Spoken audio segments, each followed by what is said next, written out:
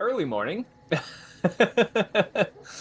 where you all ended up having dream sequences with varying degrees of effects. None of you guys have kind of portrayed what that was, with the exception of Max having a very interesting moment. Uh, you guys then proceeded to the library, which was open at this point. Uh, this led you guys to interacting with a man by the name of Walpole, who could not remember his name to begin with. Um, Seemed to have some kind of short or long-term memory loss, probably a product of something. It's kind of hard to tell at that point. It was. Um, but Max split off at that point to go talk to Anya about things that you're not aware of, but ended up coming back as everybody is searching the shelves for different information that they might find regarding what you guys are looking for, like bestiaries and information about the land itself and the fell and whatnot. Max came back with a book about the entrance to the Lost Library, which you had questioned Walpole about. And he didn't know anything about it. Only thing he knew about it was that Anya had borrowed his only book on it. And upon investigating the book itself, you all were dragged into the library itself. Um, and I'll just kind of drag you guys to that scene so that I can better, you know, explain what happened. Give me just a moment. Uh, really? Yeah. Yes, really. This one. As you guys remember, you guys kind of split up as a group to kind of explore this area, as well lit as it was. Many of the books were books that seemed to have been banned, bestiaries, information about lost kings and queens. Of I didn't have it unpaused for a reason. Uh, but you guys ended up interacting and kind of walking through. Some of you guys managed to find a different version of Walpole in here before Gaston ended up touching one of the books and almost getting eaten. You guys were able to successfully kill the mimic that seemed to have inhabited one of the spaces. You saw that many of the books were duplicated. This seemingly could indicate that there were many mimics in this library. As maybe a defensive mechanism, you guys weren't real certain because mimics aren't all that uh, common of occurrence. You met this version of Walpole, which seemed to have almost like a schizophrenic personality or some kind of dissociative problem. It was kind of your guys' theory that his mind had split, and this is just one half of his mind. Um, Max began to channel some kind of mystical energy that she has that is unfamiliar to everyone. And in the process, she began learning about what might have happened in the library itself. Everybody else kind of split off in their own directions to try and find some banned books of their own, with Cragjaw and Fen just kind of hanging out because they didn't really care. Uh, Once one of you had collected three books, Walpole had begun to repeat, you may only have three. You may only have three. Three's the limit. And then at the third one being picked up by the first person, they just straight up disappeared. Ripped from this realm. The same continued to happen as people are having conversations in different areas and beginning to organize themselves to get the most out of this trip. Slowly but surely, everybody was pulled from this area with important books of their own. That is actually where we ended up uh, ending our session with everybody reappearing here in the library itself, kind of back where they were standing. Um, Craigjaw and Fen are still just outside the door, seemingly as though the magic itself was trying its best to protect the environment. Too many people squished into one spot, you know? And you all kind of appeared in a sequence of flashes in order for each other. So the first was Gaston, the second was not Max, uh, Ash, then Fen, and Craigjaw was the last person who ended up landing. Uh, so that is actually where we're going to start the session, with you guys just having reappeared. You have free reign. Did it take a lot of time before Gaston, before the others arrived, and figuring out that they had to collect 3 books until they actually could leave? For you, it was mere seconds. Okay. Like, you appeared, and then like a second or two later, Not was there, appearing beside you, and then a couple seconds later, like as you're trying to grasp onto things, Max appeared, and same thing followed with the others. Okay. I just wait until everybody is safe, and I'll go start licking my wounds a bit, because I still have some gashes, I believe. Yeah, you're still relatively injured from your fight with the mimic. Hmm. Um.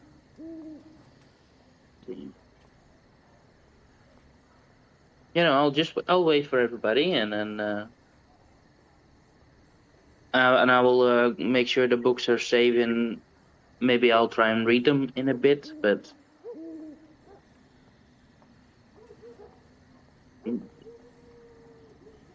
let's see. Whew. Okay. Yeah. You wait till everybody's kind of all gathered up. Everybody is in the area. It only takes a few seconds as you're kind of collecting yourself, and everybody's kind of regathering themselves from this kind of jarring experience. You guys can all kind of tell it hasn't been a lot of time just from the candles and the lanterns. They haven't really died down at all from where you guys were. Um, even Walpole is still laying on the floor from where he was.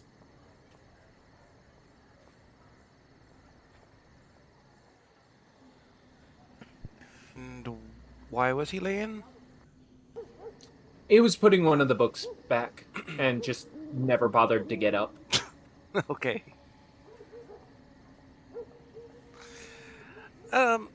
Is Walpole? You said he was a halfling. No, he's a normal human being. Oh, okay. For some reason, I thought you said he was a halfling or something. Yeah, I thought about it. No, Sure. he's on the smaller side for humans, though. Okay.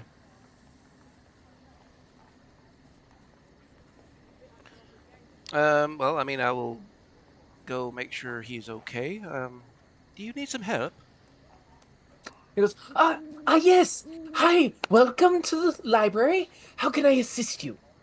Um, we've met already. Earlier she looks back. She's like not kind of sure. You had helped us earlier. Oh, yes. Did you find what you were looking for? Um, I believe so. We've gotten quite a few books. Wonderful.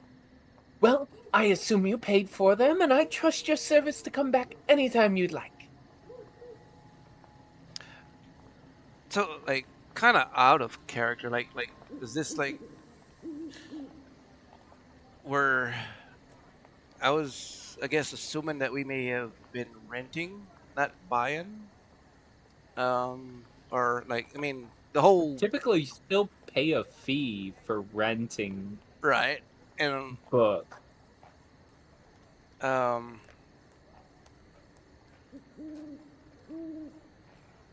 she will say, "Well, I haven't actually paid for mine yet. How much was it?" He goes, well, let's see the books. And he kind of rates himself and opens up his hands for you guys to kind of stack the books into his arms. I will take out the 3 books that I had picked out and show it or give it to him. And he goes, okay, let's see here. This is, and you can kind of see him staring over the edge of, like, minorly rimmed glasses. He goes, that's banned, and chucks it at the fireplace. What? Wait. Like, I will immediately go after it. Okay.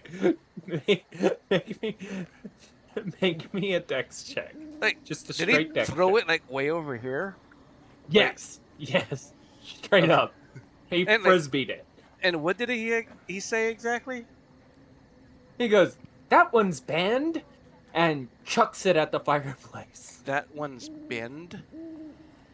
Banned. Oh. Banned. Oh, okay.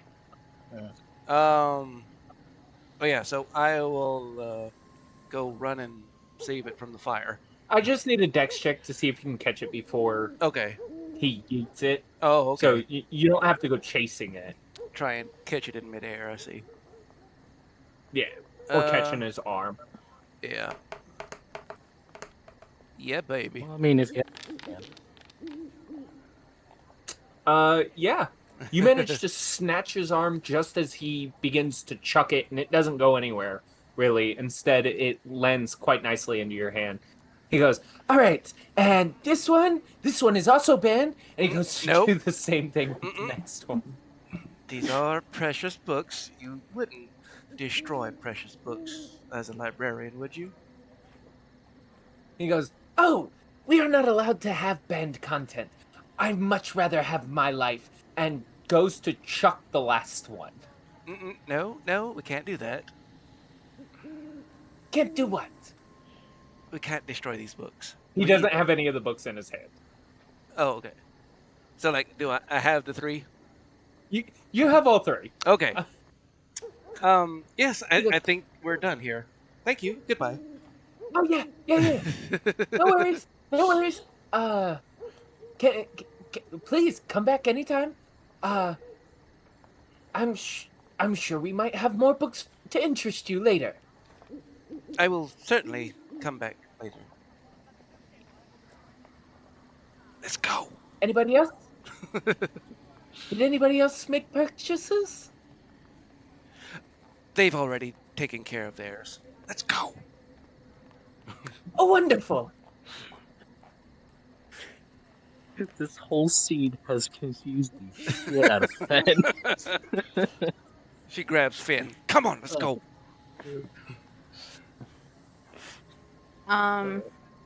Max is gonna actually.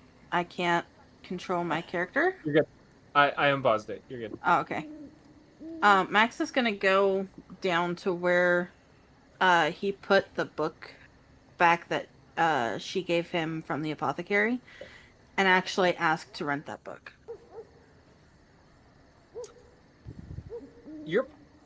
Your passive perception's over 20, right?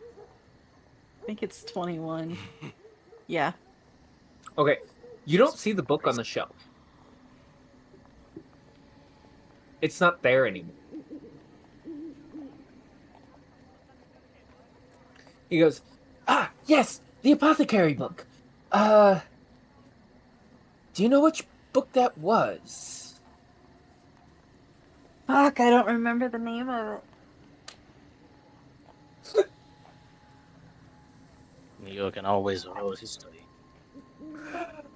Actually, no, this one is one I would have to have one of you guys remember. Does Oh, anybody Blackbeard. remember the name? Did Fuck. I write that down? This would have been one thing that I did not. Ah. I don't even think I heard the name of the book, to be honest. I know it had to do with the lands of Barovia, but that was about it. No. I think you're thinking about the book I have, which is the one of mists. No, because Gaston was also looking for that book, and Oh. Ash ended up picking it up. Oh, the book of different planes and stuff. No, it had to do with plants. When the fuck have we ever talked about plants? Plants few and times. herbs. No. Because it came from the apothecary.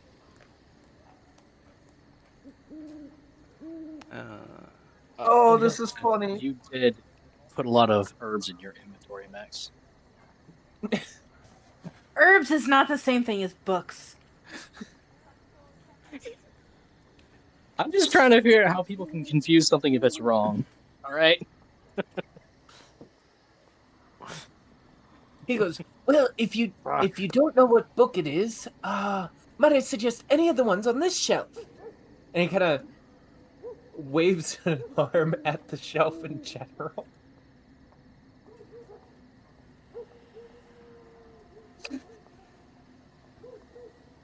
I'm gonna look and see if anything sticks out to me. Roll me an investigation check.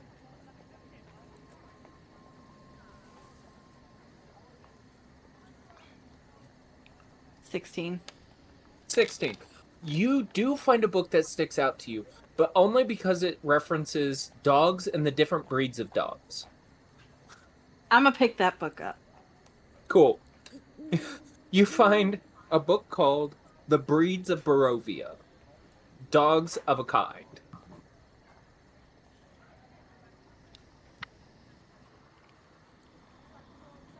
And then I'm gonna hand it to him.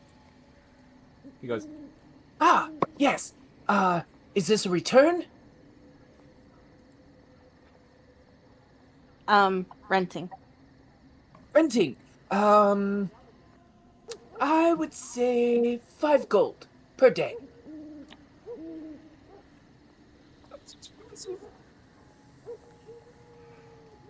I heard that. I have a business to run. He's just gonna see as she reaches into her pouch and pulls out 5 gold. Ah, yes. A 1-day rental. Here you go. And he takes the money and, like, for a moment holds it and goes, "My, coins are glittery. Here's your returning money." And just kind of looks at you as he begins to hold the money out for you to take back.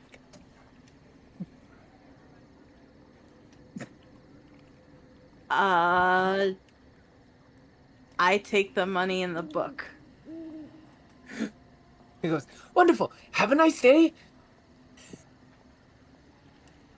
Maybe it's to walk off.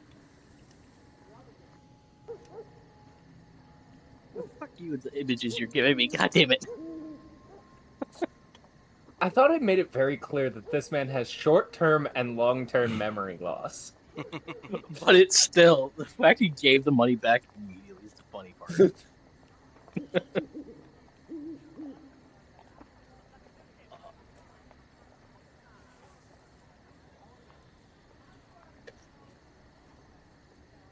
Why did it no string on me? Gaston, before you leave, would you like to do anything?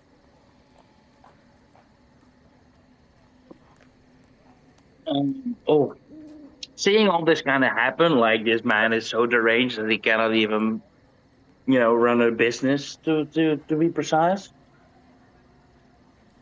I'll ask him, do you have like maybe a donation pot?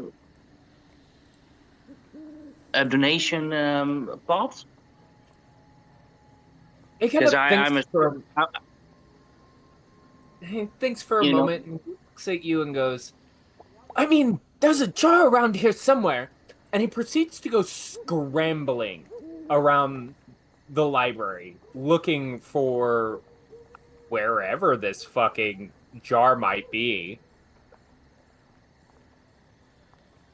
And then runs upstairs, and you hear him fumbling around upstairs, and then comes rolling down, missing a few steps, landing into the wall, and goes, Hi, how can I help you? great. No, I was just browsing around. I didn't need anything. Need some food. I just well, see you, and I'll go walk out. He goes, Wonderful! The Blue Water Inn is actually really good for food. Great. I'm starving. Have a nice day. You too! And I then think by this, go on. you all can hear him walking up to the only other person in the building and kind of screaming at the top of his lungs about why he's burning books. To be fair, he was not burning books. You all do know that. Hmm.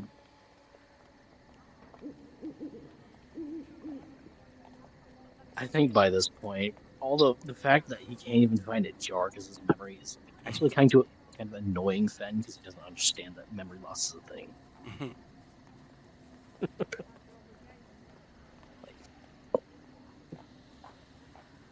Well, yeah. So All right. we're all outside of the library now. Yep. So does that mean if I went to buy the book, I would have gotten my money back?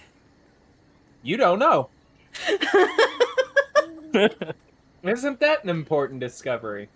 Pretty The much. great mysteries of life. I'm gonna remember that for later. You're welcome. Yeah, like I said, I think we'll be coming back.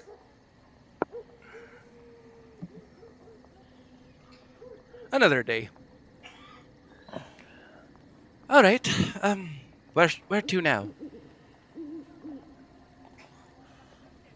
Well, we still need a map, and he told us to go to the apothecary to get one. In the process of making that. I think it was still a day or two till they had it finished. Yeah.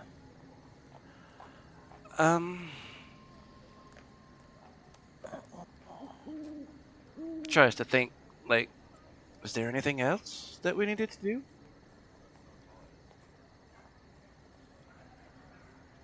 Well, it will take a little bit of time to read all these books. That's for sure.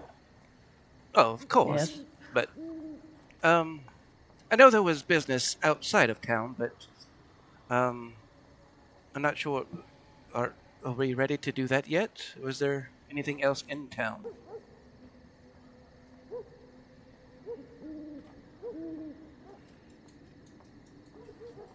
Not that I am aware of.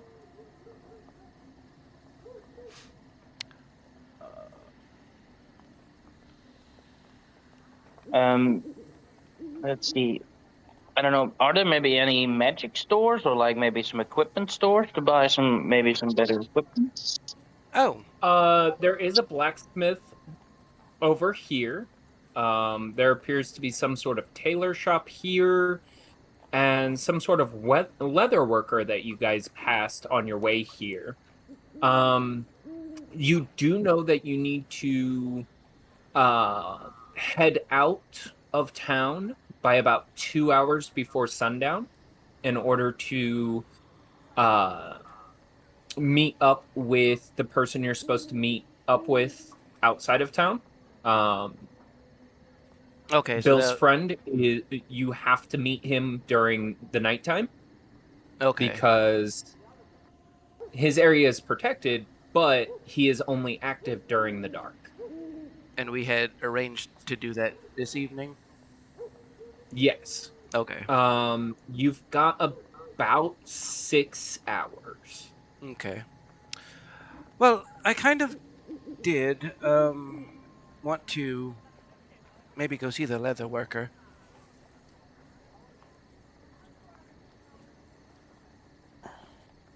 I'm with you on going to see the leather worker.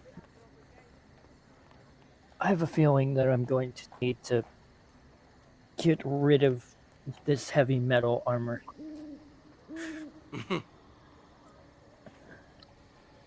Okay. Who's going where? I got Not Nash going to the leather worker. I'll go ask the group. How are we on healing potions? Fen just shakes his head.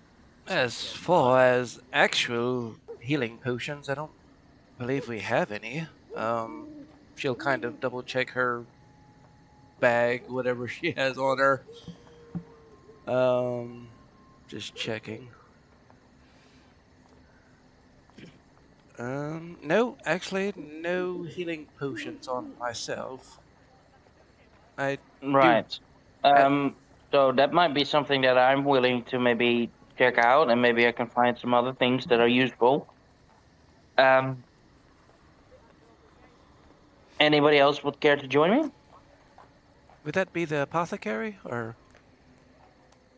The two of you that have gone to the apothecary do know that the apothecary here does not sell potions. She simply sells the herbs. Okay. However, Max, further information on that is up to you to discuss.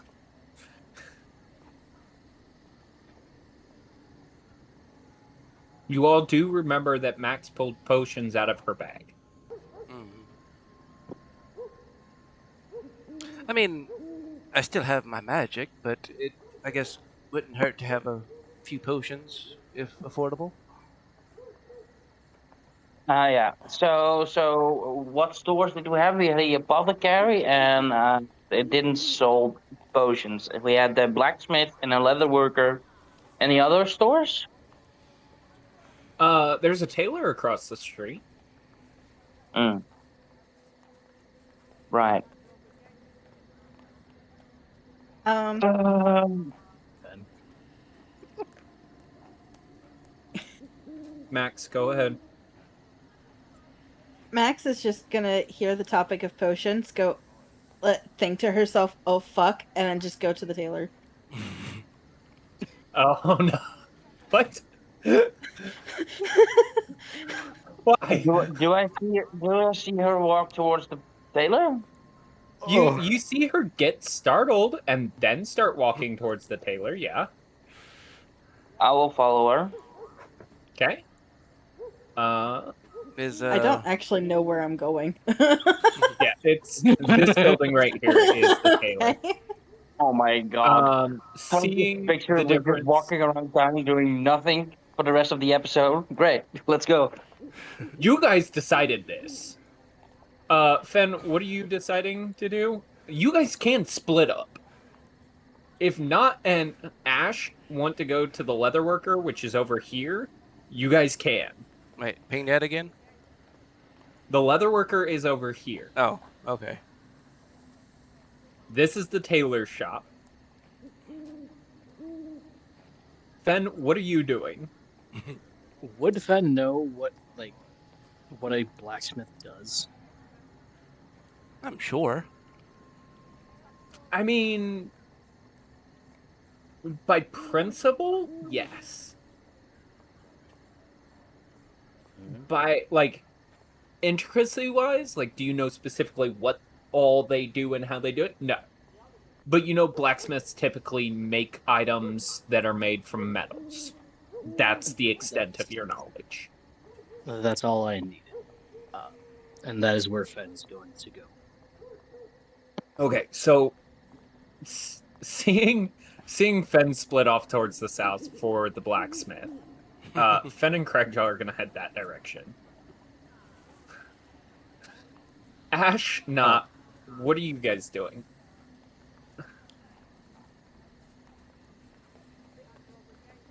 That's up to you, Ash.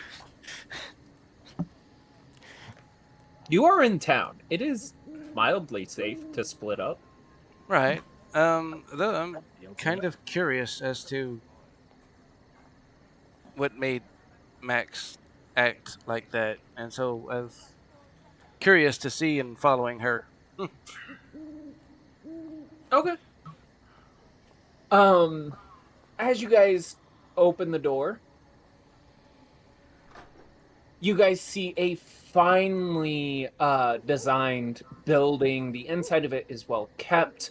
Many different swaths of cloth and many different like pithing needles and knitting stations. Many of these spaces are designed to kind of show what these people work with. You see that many of the display tables are all ornate and well carved. Many of them have filigree on them and some sort of gold inlay. The man at the front appears to be um, kind of working the stations and kind of trying to look at different fabrics, holding them up at the light to see their quality before running up the steps to attend the lady that is waiting upstairs as she is displaying out a dress and getting it form fitted. This looks to be the tailor, and he goes, "Right with you in a moment. Give me," and continues his work. He manages to finish up in the next 30 seconds or so. So you guys have a little bit of time that you guys could wander the store if you wanted closer inspection. Yeah, I wouldn't mind having a look at what kind of clothes he is selling and what kind of, if I notice any magical properties to them. Everybody who wants to work on that, go ahead and roll me an Arcana check and a Perception check.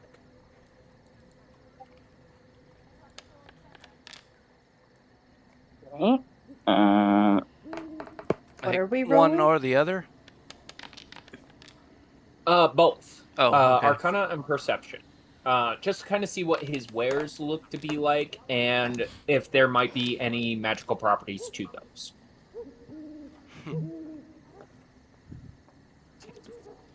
I've got Perception. It's all very fine clothing. With some These are- magical properties. These are pretty. No. You know that there's no magical properties. You're aware Okay.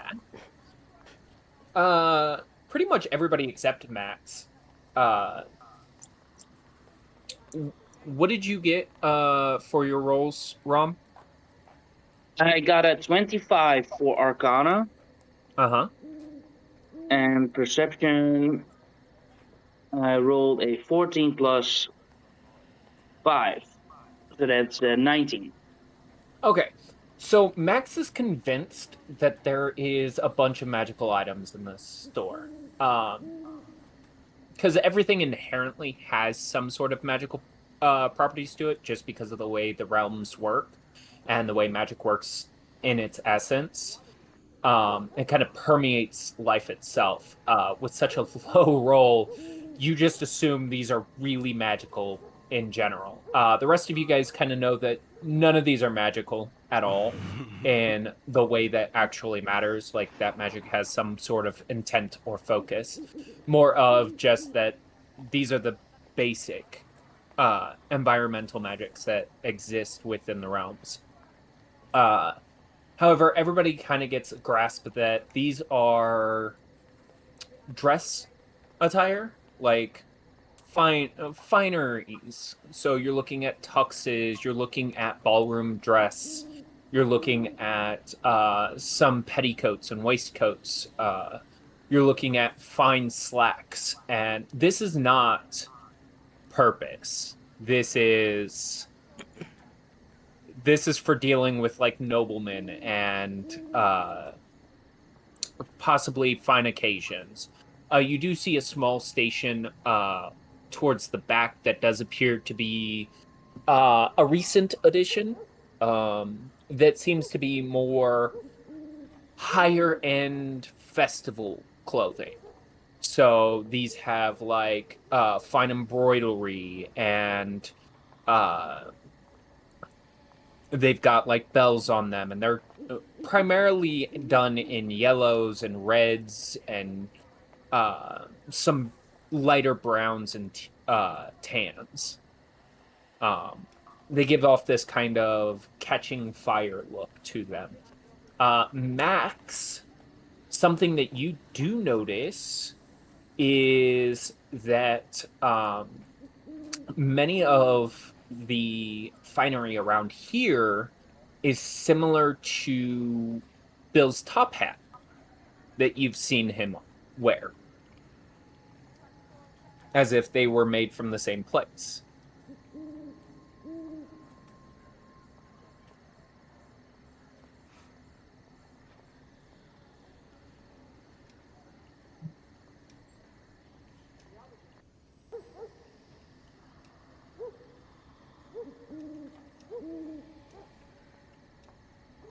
All right, not everybody speak up at once.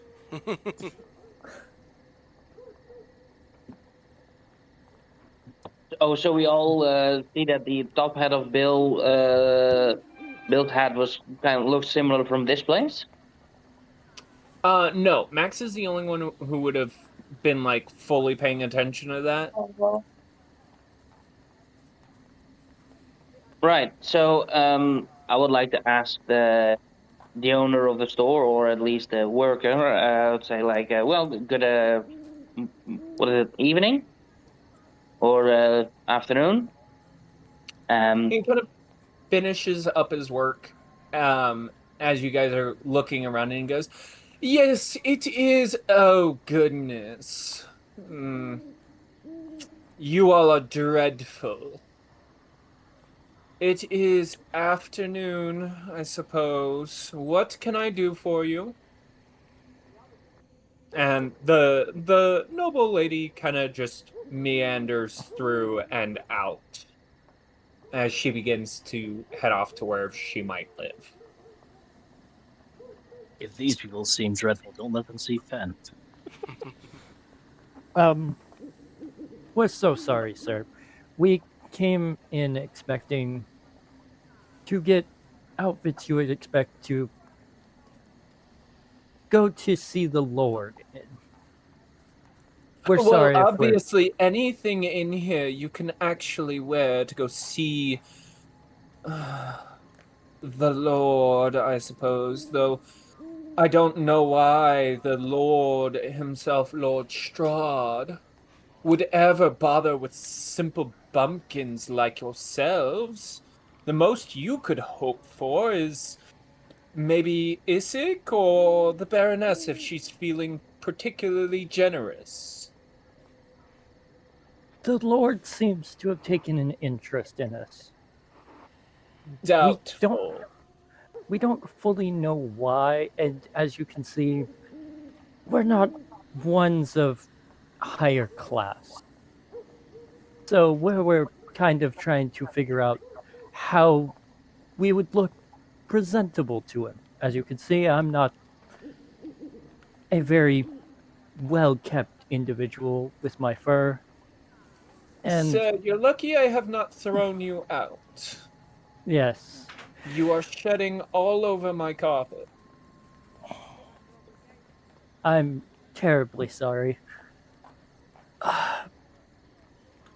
He does don't- look permanently disgusted with the group as a whole.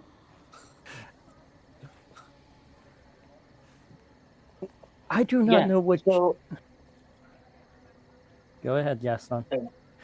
well, Gaston will kind of interject in you saying like well, speak for yourself. Like, I'm kind of nobility. Is not that big of nobility though. Um, but yes, we do need a bit of like maybe a freshening up, maybe some new attire. That would be good. Give us a bit more of a bit of identity for our group. That would be nice. Don't you guys agree? He kind of as you're like speaking, he kind of waltzes over to you and leans over. This guy is like closing in on Crackjaw's height. And kind of Mm. leans over you and goes, I don't know if I would call you nobility, but at least your finery is better. You say you're looking for finery? Fine, I suppose, as long as you have the money. I guess I can try to dress that up. Uh, what colors are you looking for, small gnome? Hmm. Maybe some green and blue. Greens and you just have to do something that makes you look fat, don't you? Let me look. Well, He kind of what do you waltzes suggest? off, completely ignoring you now. Oh, Kind great. of walks out behind a back door, comes back. He's like, I've got some that might look good. Kind of a glitter. It's a darker blue, kind of a darker green as well. The blue is the glitter part that I could do a waistcoat with. That's dark green, and an overcoat that's a kind of glittery blue that would go nicely, that you of course wouldn't want to wear anywhere traveling, but it's at least nice for you to go see nobility and whatnot. Yeah. Well, I am from a forest, and we don't really do much fancy attires. Um. Yes, but Well, we also I'll leave don't it. want you looking like a blueberry. No, so I will leave that into your expertise, and I will give you some money, and I'll like I 100% um, trust that you can make me look great. He goes, okay, right this way, and has you kind of come over here to stand on this kind of pedestal looking thing so that he can do like your measurements and whatnot. And he kind of steps up next to you and he goes, okay, and I would say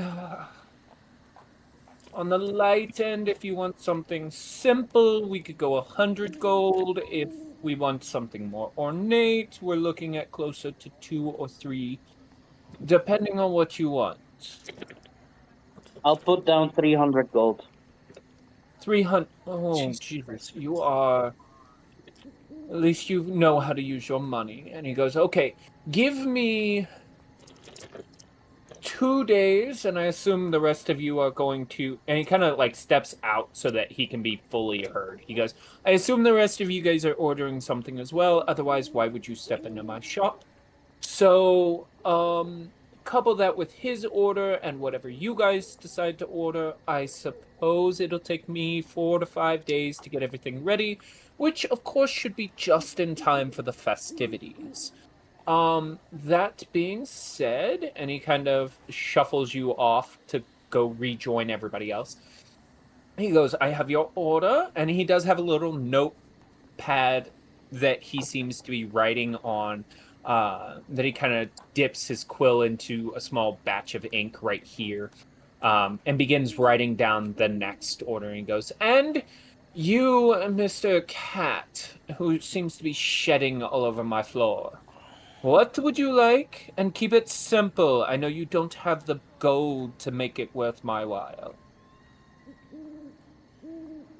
Well, I just need something that is, yes, simple, but something black and gold or black and purple.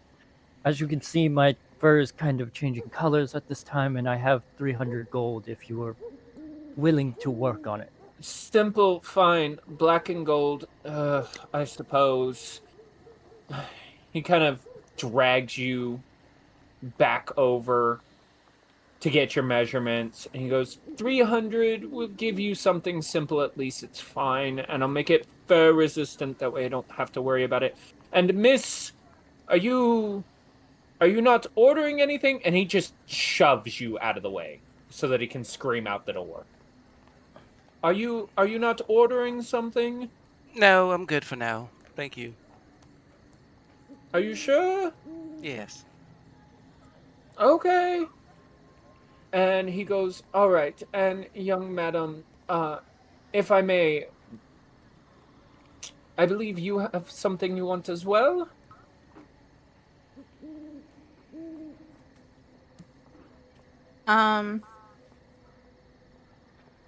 You can just send me a text message about it. Okay. I'm gonna do.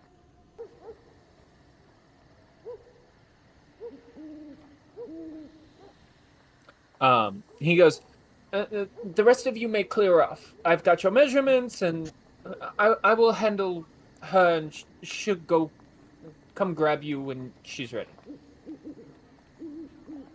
As we're doing them, Fen, this is kind of when you guys arrive to Wayland's. It appears to be some sort of smithy space. You guys can smell the fires going and the scent of metallic slag. And standing in this area, kind of for a moment, hesitant what to say and do, he goes, Wayland goes, welcome to Wayland's. What can I craft you? What can I sell you?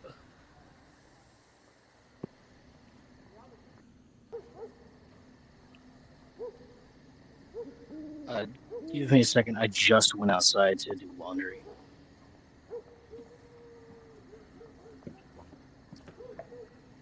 Or to finish, whatever.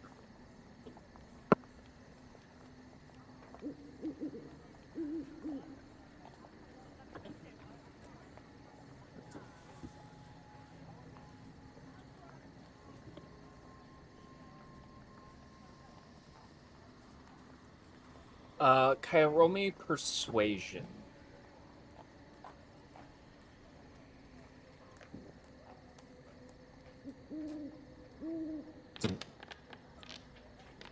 I hate my life.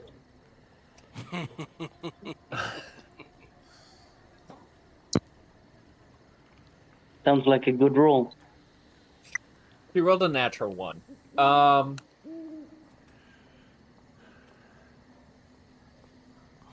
He's convinced, but he is charging you the max. So you'll be spending about 500 gold on it. Ooh.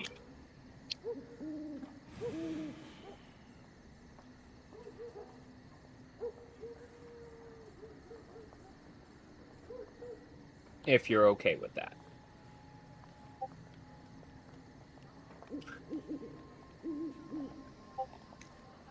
With a 500 gold price tag for what you want. Okay. So mark 500 gold off of yours. Not go ahead and mark 300 off of yours. Don't forget to mark the 300 gold off of yours. Your page, Gaston. I did. Okay. You do see her kind of exchange currency with him. You're not quite certain how much. He goes back, takes her to get her measurements and whatnot before coming back and shooing you guys out so that he can get started on the work you have ordered. We are still waiting on Xavier to get back, so we will go to Not and. I'm back. And why weren't you saying anything? Because you were fucking talking. Wayland Oh, asked. blame it on the DM. He has to talk all the time. What do you mean? I do. Wayland noticed you in here and went, "Welcome to Wayland's. What can I buy, make you, and what can I sell you?" Craig Joe's kind of just standing at the entrance, doing his best to not block it. Fen is just going to walk to the counter and pull out his bone dagger and put it on the table.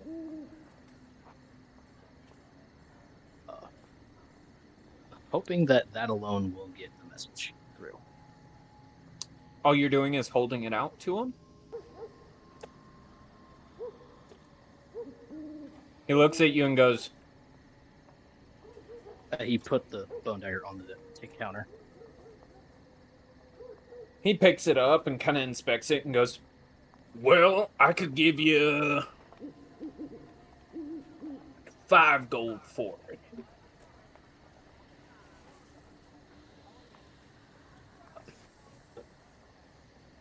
I need a new one.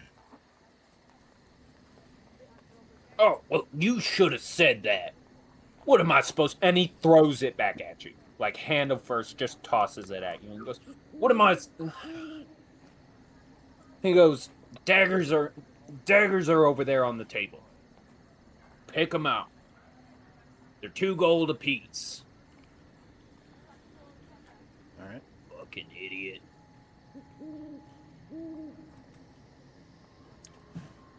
But that insult just goes over his head as he goes over to pick through the daggers. Ah, shit. How many are you picking up? Just one, because that's all he thinks he needs. Okay. You trade him 2 gold for 1 dagger, and he goes, "Anything else? If not, get gone." And Fen does just leave. Okay. Experience felt weird. As you guys kind of leave, not Ash, you guys, if you guys are headed to the leather station, this is right around when you would arrive there. Okay. Gaston, Max, are you guys headed that way as well?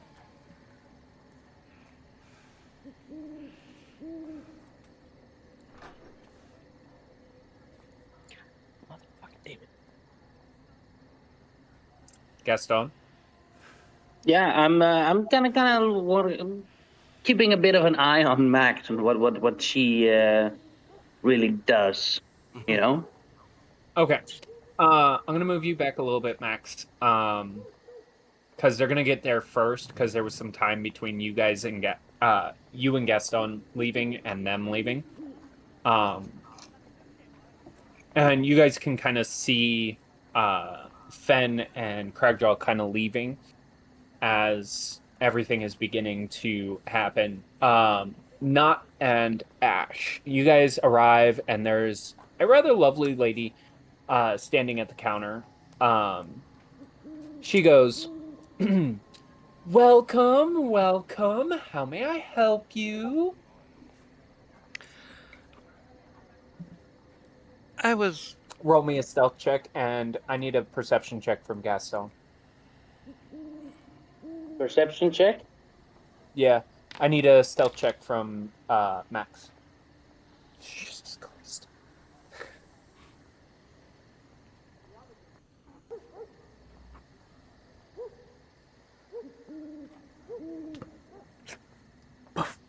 Oh, great. Perception, you said. Yes. 8. 8? You lose track of Max. Somewhere between one end and the other, you've lost her. In the meantime,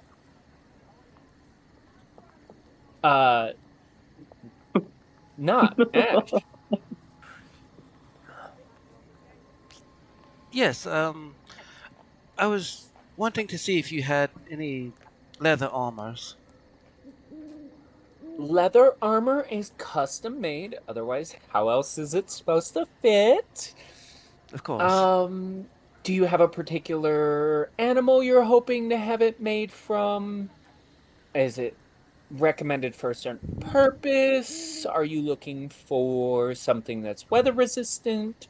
What are we looking at? Um, well, didn't realize there were so many choices actually. Well, yeah, because if you keep the fur on, it's going to be a little more warm during warmer climates, but at least when it gets to the colder climates, you're going to deal with it a lot better. You're not going to feel as cold, you know. Um, and because of the way the kind of certain spots of the world is, you do have a tendency to run into some spots of, you know, swampy land, which is warm and muggy, and then some spots are cold and frosty, and therefore you have snow. So we have options. We kind of have to keep supplied of a little bit of everything.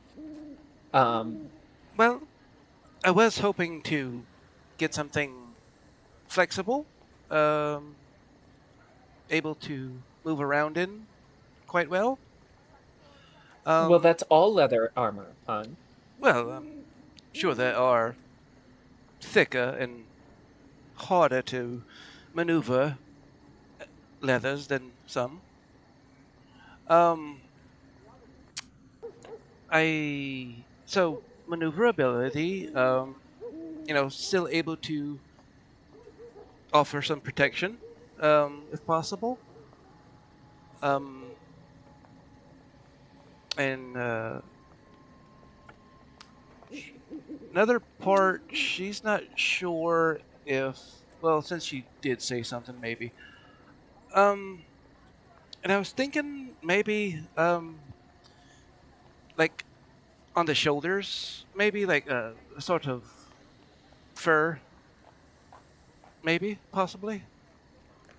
Well, we Or, have a few different options there. So leather armor comes in three different style. We have padded, studded, and just regular leather armor. As for fur, we're looking for something over the shoulder. We're looking at cloaks. Leather cloaks are a little simpler, but they're designed for more weather resistance, not really armor per se. So there's a few different like intricacies for that at least. Now, that being said, with your body type and kind of what looks to be what I would say your style of ability, it looks like you're less on the super strength kind of style and more towards the lighter end of it.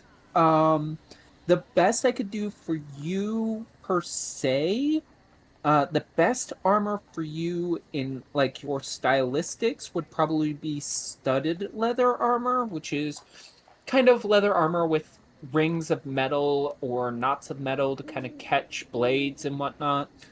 Um, for player speak, that is a 12 base AC with your dex modifier fully applied.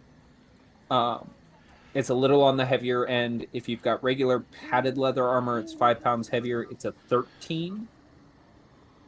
Uh, 13 pounds versus 8 pounds for those of you keeping track of your encumbrance.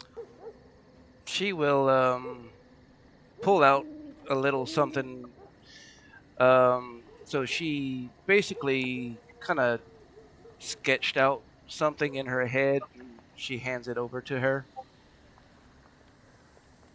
Um, Something I was thinking along these lines. She goes, okay, well, the leather and feathers are a little harder to do.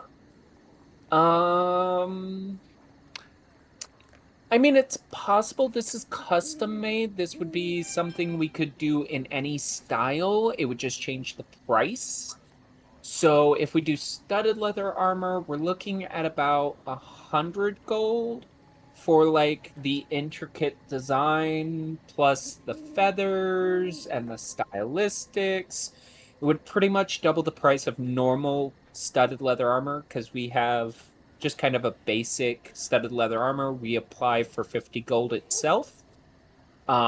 If you want something a little more intricate and custom designed, it takes more time, it takes more effort to do. Um, that being said, if you already have the material prepped and ready, then it would be as simple. You would get a reduction of cost for that, depending on what kind of leather you have prepared. And depending on the quality of leather determines whether or not we can make it a more impressive or finely crafted one. Uh, so that all is determined based off of the leather and the style. We don't do any magical enchantments, so that's off the table. Um, but that's really the price range you're looking at. But it does guarantee that even if we make a finer quality, it will still only cost you 100 gold if you want the custom made order. Okay. Let me think about this for a second. Did you need something, Of Notch? course. Yes. I was looking to get something either padded or studded. Wearing this chainmail, I've learned that it's made me slightly slower than I need to be with the weapons that I am carrying. I don't quite know exactly what that would entail. She goes, okay, same theory. With your build, we could go a little heavier, but it looks like you're in heavier gear. So, not really the point. We could go full heavy, but that would be the blacksmith, and that would be plate mail, and that would take like a week or two to make because plate mail is solid metal. But if you want leather side of it, again, studded leather armor is the best in its capacity. It's 50 gold for a set of studded leather armor. Again, for player knowledge, that is the best light armor that you can make that does not provide disadvantages to stealth or anything like that. And she goes, but honestly, what you're wearing is just as good, if not better. It is, but with the weapons that I've switched to wielding, I need to be slightly faster than what I am currently, and this has been weighing me down as Okay. it's gone on. Again, 50 gold for just a regular set of studded leather armor. As for anything more ornate, or if you perhaps have the material yourself to make them, we can just craft it into what you need. Again, that would change the prices as well. Along with the studded leather armor, can you make me a cloak of leather? Cloaks of leather, if we're looking at just basic and no real, special designs or anything like that, we have just a few already made. Those cost about 5 gold a piece. Mostly because we take the extra leather that we have from crafting into armors and belts and things like that, and mend them together to be cloaks themselves. So it's mostly leftovers that end up being made into cloaks. Unless they have a real purpose. If it's just weather resistant cloaks, then those are just 5 gold. If you're looking for something like a warm or cold weather cloak, those are going to be more expensive because those have to be solid pieces. I just need one that's weather resistant. My fur has been, as you can tell, changing as of late. I used to be all black, and now I have splashes of white coming through. It's kind of become an awkward topic, so I need something to cover up in. She goes, I I'm not gonna touch the fur thing because, in my opinion, you know what? Let's not even discuss my opinion. She kind of slides a couple of pieces under the counter, that look feline in nature, um, and pulls out just a couple of regular worn cloaks that seem to have been sewn together. They look well mended. They will function as you wish. They look to be made for taller people, so uh, she goes, "These are 5 gold apiece. There's brown, darker brown, and brown." Darker brown. She kind of passes you over one of the darker brown ones and holds her hand out for the gold. I hand her the 5 gold, along Okay. with 50 for the armor. She goes, "Oh, so you would like the studded leather armor? Okay.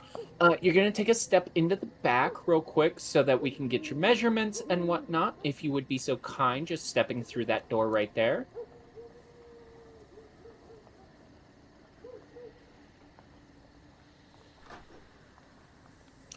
And Miss, is there... This is when Max and Gaston, you guys would enter at... This is right when you guys would have caught up.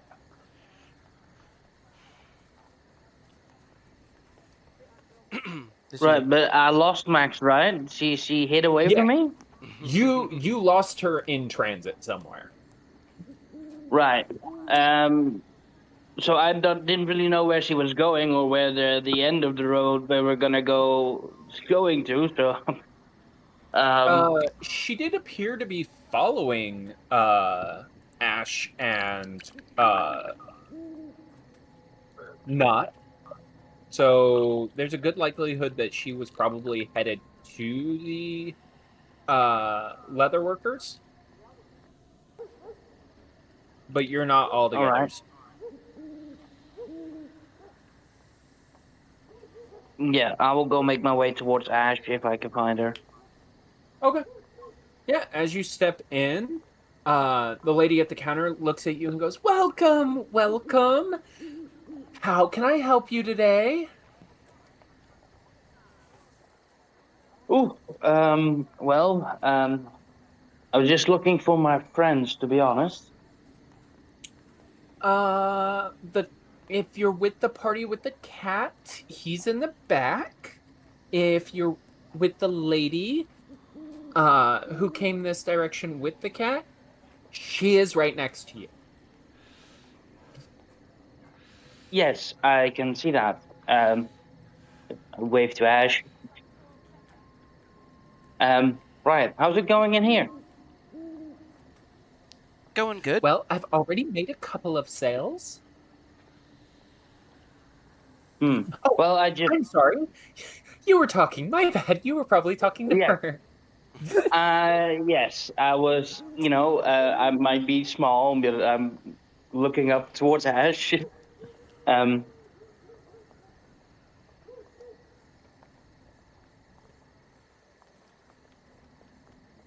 Everything going good? Yes. I was picking out a set of, deciding on a new set of armor. Right. Well, I could help if you want. Meaning, Meaning? how do you suppose? Are you implying on helping? Well, I have a good sense of style. Oh, well, of course, but I have a pretty good idea of what I'm looking for. So she will All right. turn back to I'm sorry. What did you say your name was?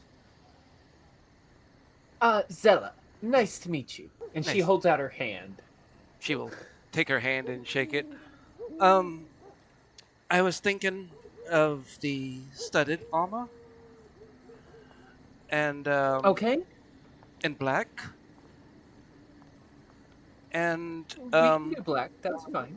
I was hoping maybe um, a cloak to go with it, sort of. Okay. And maybe uh, like the fur on the shoulders of the cloak. And I don't know, I'll have to check on something. I may be able to help with the feathers. Well, we can do feathers. The thing about it is it just takes time to get them embedded properly so that they can actually function to help. That's why it takes so long, and that's why it's extra, because it is a very intricate process of sewing them into it and to ensure that they're secure so that you don't lose them. Of course. Especially for something that's going to be taking impacts, because you are adventurers, I can see that. And traveling these lands are dangerous as is, so we want to make sure our stuff holds up over time. So we don't want to give you something that's not going to be able to be continuously used and ends up becoming shabby over time.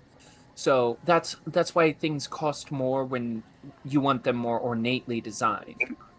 Of course.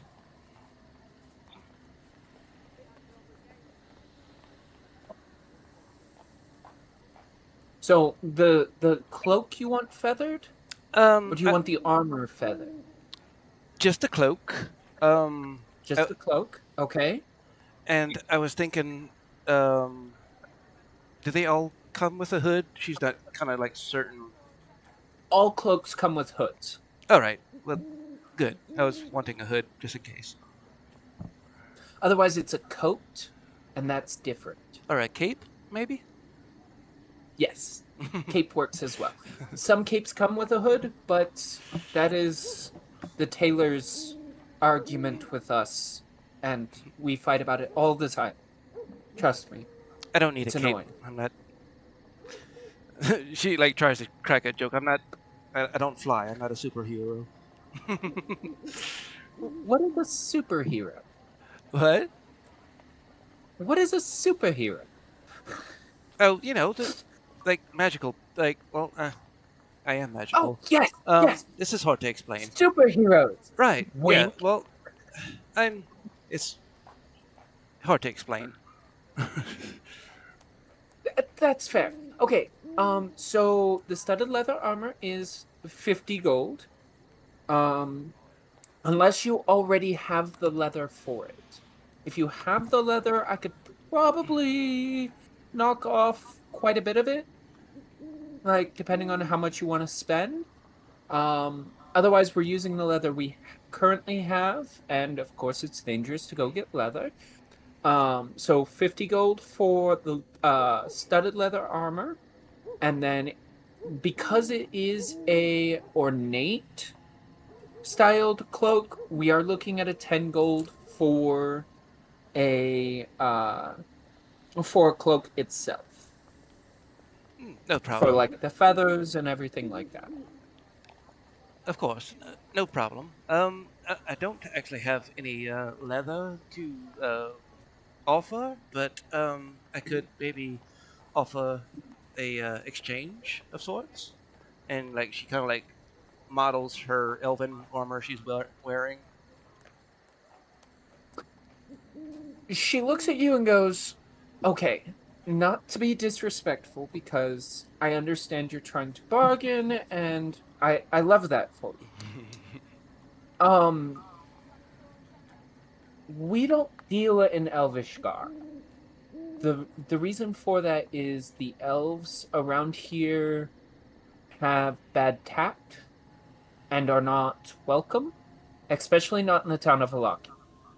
So it is, at least, I'm surprised none of the guards have stopped you. When it comes to Elvish made things, typically they either get confiscated or they end up causing you trouble with the local enforcement because Lord Strahd, blessed be his name, does not like the elves. he doesn't like the Fae either, but at least the Fae didn't cause problems. The elves caused problems? Well, if you haven't heard of him, there is one elf causing constant problems for Lord Strahd. Blessed be his name. Um, and there are rumors from quite a long ways back that the rest of the elves that that particular elf group up with um, caused problems for Strahd in that they tried to lead a rebellion of some sort. And that ended poorly for the elves. Ah, I see. I don't know what exactly happened. All I know is there's rumors around it, and typically guards who are a part or at least allied with Lord Strahd, blessed be his name. Um those allied with him kind of take ill to anything made of elvish make. Understood. So how much was that I owe you? It would be a total of 60 All right. if you want just regular studded leather armor and the ornate cloak. What do you mean regular studded armor? Well, it's the paint dyeing it black is not a problem. That's not considered ornate. It would be if you wanted to add feathers or filigree or something else that would cause it to be ornate. So, in my terms, it's black studded leather armor. No additives, no extras, nothing like that. So therefore, it would be regular studded leather armor. Okay. Sounds good. Okay. And same with you. You'll have to step into the back real quick. Not at this point. The man in the back kind of grunts and kind of waves you off as he's finished measuring you and uh adjusted the cuts and whatnot that he seems to have measured out. She goes, and your friend is done. You'll just step into the back. Give him about 10 minutes to work with. He doesn't speak a lot. So kind of bear with him. Just straight through that door right there.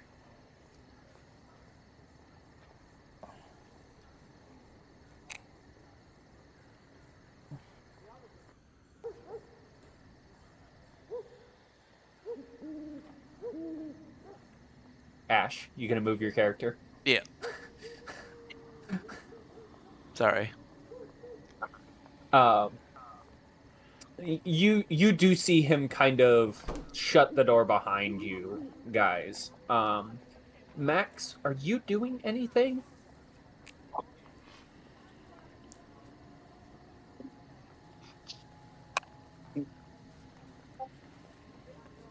Oh, okay, that's what I figured you were doing. Uh, that's fair. Because they left the door open, you did see her go over to this side of the building. You do see this door right here. Um, the windows open on this side of the building if you wanted to kind of look in and see what was going on. As you know, all of this is happening.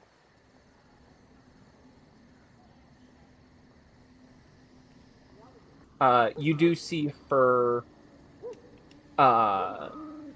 some of the armors being taken off that she already has and remeasured, and just making sure to get like measurements around her bust and her waist. However, Ash, as you are kind of getting measured and things are being figured out, he does go, be careful in the woods. Many of the creatures around here are not gentle by nature. Don't we know it? If you meet the stag, be wary of what lives with it. The stag. And her eyes kind of like perk up. With it. In its mouth, you mean? The stag of the Svalich woods wanders from far to the south to much up north towards the Balanok Mountains. I believe we've come across such a creature. It had some other creature in its mouth. It's a symbiotic relationship. Be careful. It does not like outsiders.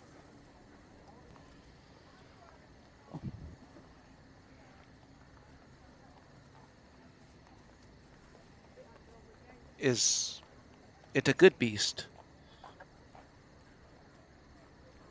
Indeed. It's closer to a parasite, but it is necessary for the realm. I see. Well, we did come across it, but we did not harm it.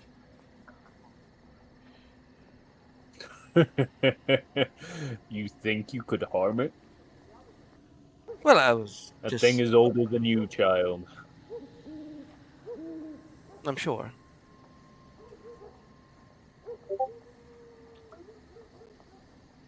You're lucky it didn't eat you.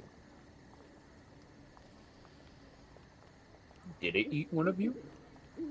No. I don't think it even tried, did it?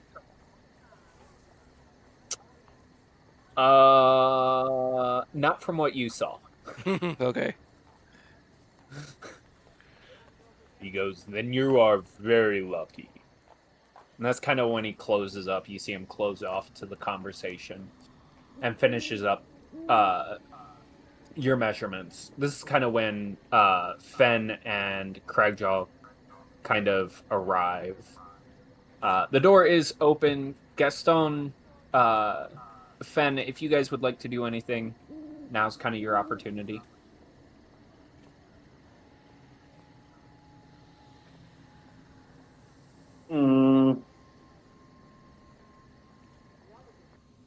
I have no idea what I should do.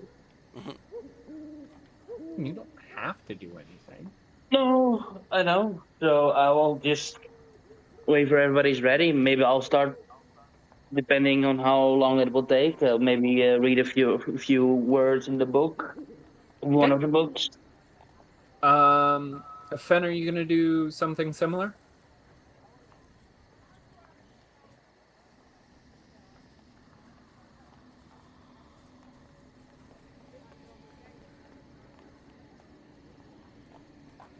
Fen? Fucking hell, I was muted. I am going to basically do the same, and specifically the Mist book. Okay.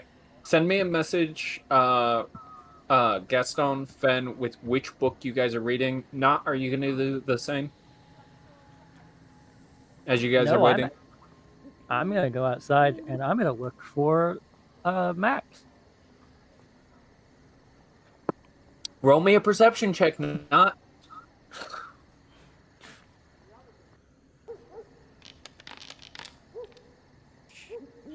You don't know. The one time They I were actually rolled somewhere it. out here. You should have them wrote down. I think I did, but they didn't. From my note. No. Fuck me.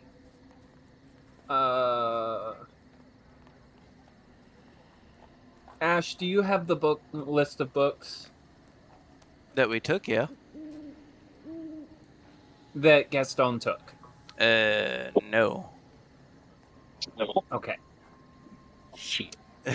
I know there was a book about the gnomes, and I know that was the one that you were focused most on. Yeah, I can always... Yeah, But I right. don't I remember have. the exact title. Right. I also didn't hear any titles last time. I have written down the 3 books: Tome of Planar Shifting and Environment, Peter Pumpernickel. I have a book of Shadow, Gnomes, and Corruption, and the traits on Special Dragons. Okay. Which one are you But reading?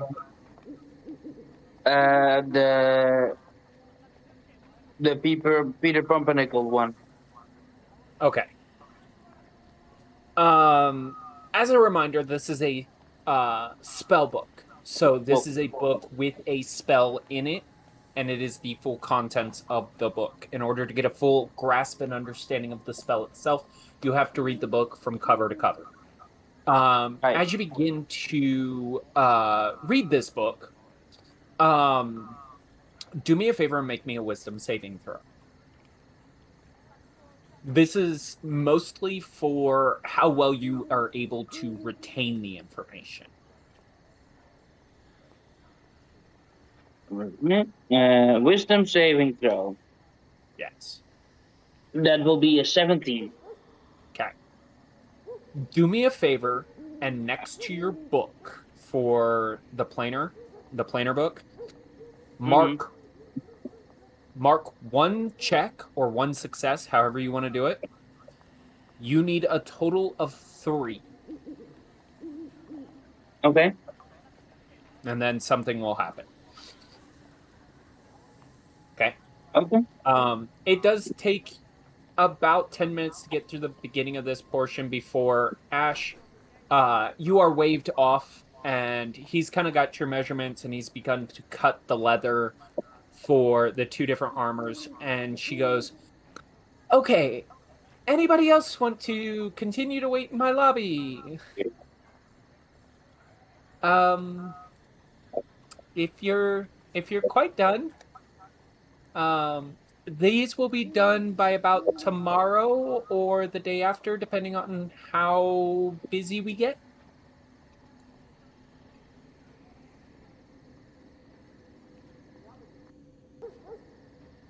All right. Thank you. No worries, no worries. Out of curiosity, where are you guys headed next? She kind of leans over the counter, I believe kind of looking at you guys. I believe we were to take a little journey outside of town to a sort of encampment nearby. The Vistani? You don't. Oh, please don't go near them. That's asking for trouble. I don't think it was quite to the Vistani, but near there, I believe. Oh. You know, I've heard rumors of a young lady who runs around near there. Maybe you'll see her. A young lady. Yeah. I don't think I caught her name before.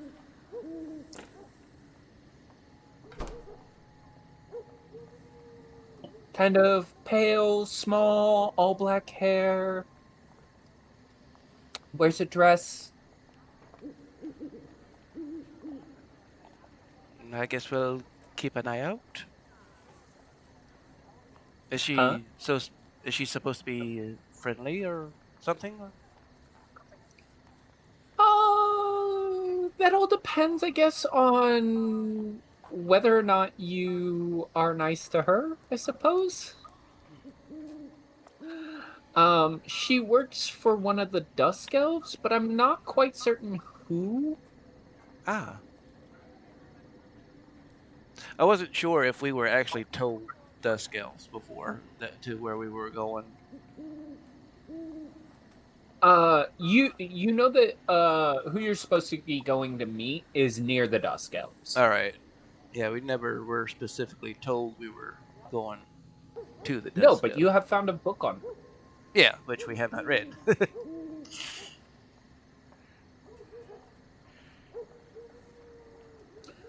She kind of looks out the window and goes, "You know, it is kind of getting late. Yes. And it is about 3-ish, 4-ish in the afternoon. So between all your different travels across the town and discussing things with everybody, she goes, I would probably be headed out sooner rather than later. Right. It is dangerous to be out and on the roads at night. At least if you're amongst the settlements, you have protection of other people around. Right. Well, thank you again. Of course.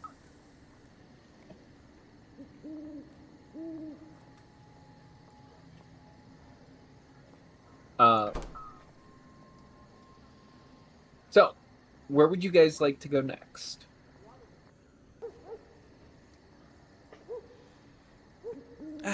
Where's Max?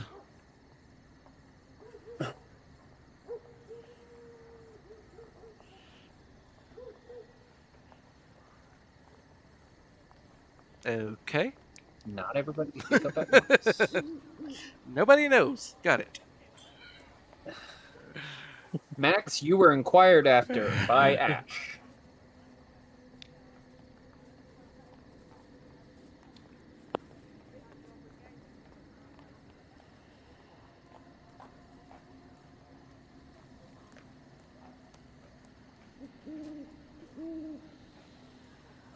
Seems Max is not here.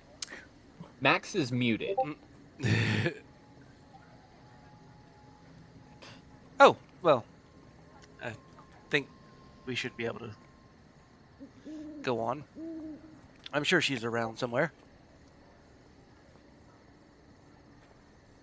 You kind of feel a small presence next to you. Yeah. I don't know if she wants me to say that, though.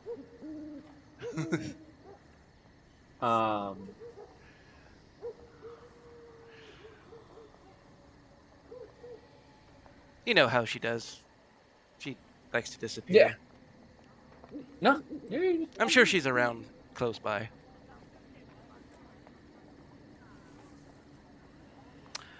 Did we need to go back to the inn before we head out, or should we just head out?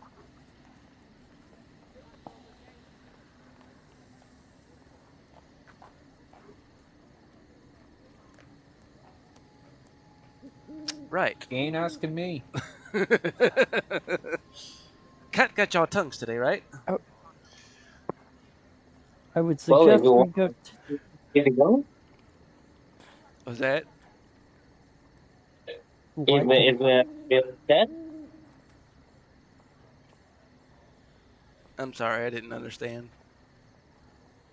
Are we all set to go? Like, do we need any more supplies or anything like that? I believe I'm ready. She looks to the rest of y'all. I'm all ready to go. All right. Let's get to it then. Frogjaw kind of just grunts and says, I'm just waiting on you guys. This place really needs some horses.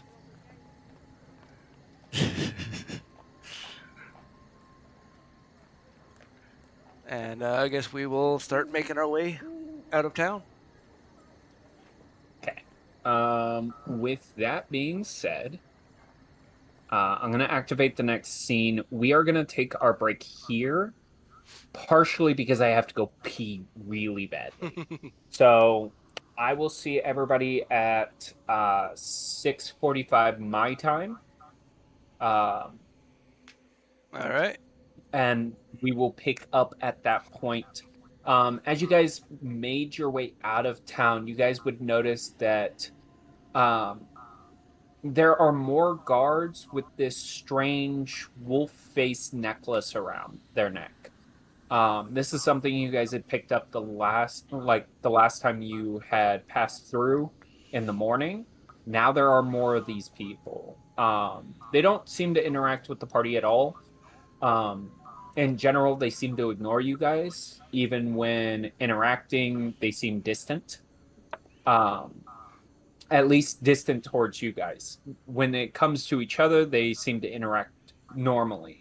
But if you guys were to walk up and ask them, they would give grunts and short gestures, as if they don't really want to interact much. Leaving out, it does appear to be closing in on sundown. You know, you got about 2 to 3 hours before full sunset, which you know is about the amount of time it will take you to get to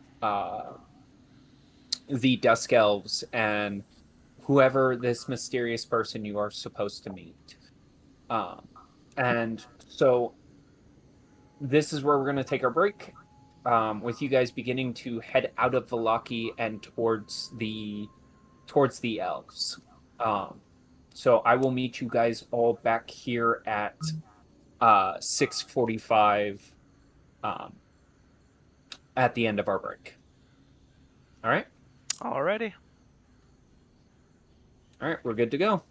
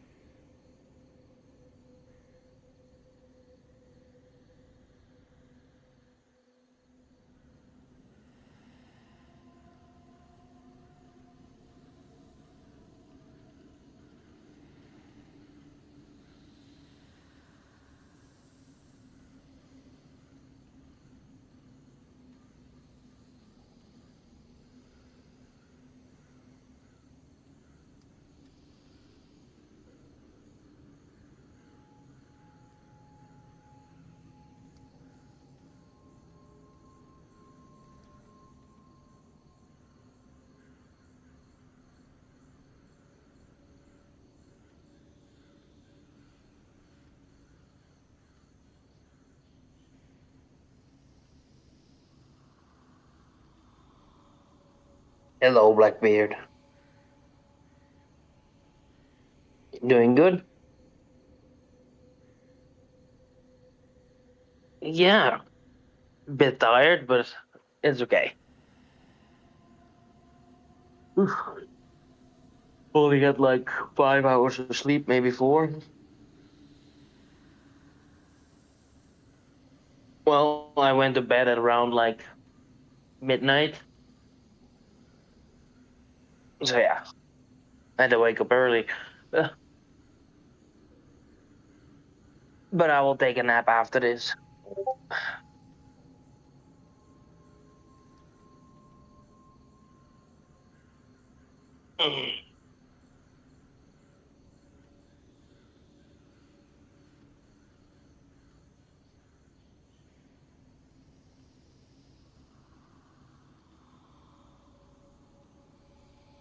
Um, Now that I realized the book that I was trying to read, that was a spell book, I believe, and I needed comprehend languages, and I do not have that spell. Just in case it's the picture I'm thinking, you can look at our messages.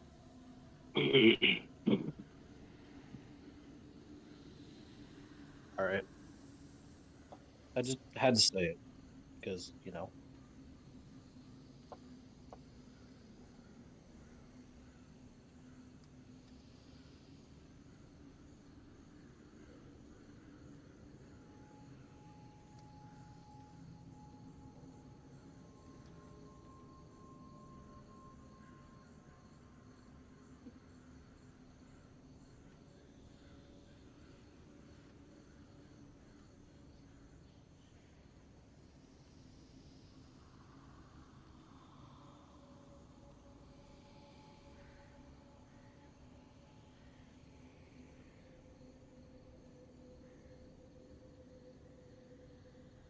This is my little setup, little dice. Brought my playmats. Curio.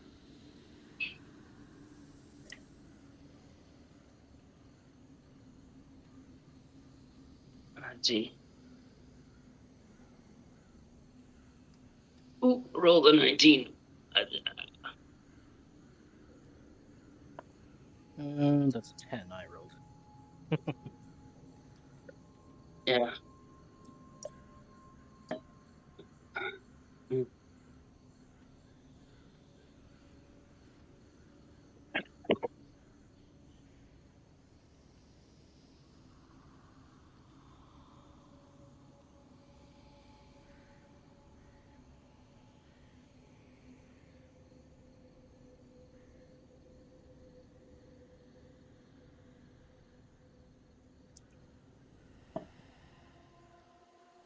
Okay, give me a minute. I'm gonna go check on the missus because she has to go to work, but it's raining, so ask maybe her classes will be suspended or not. So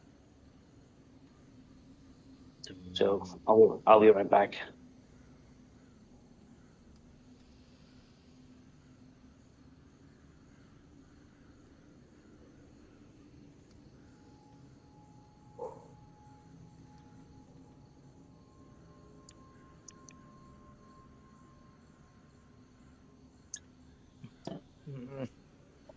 Motherfucker.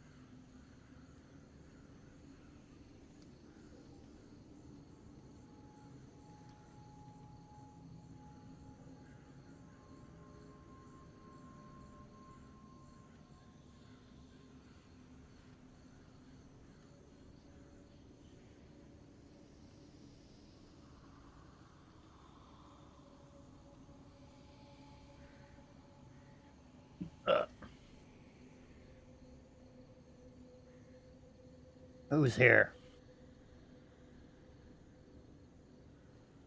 I'm here too. Fair enough.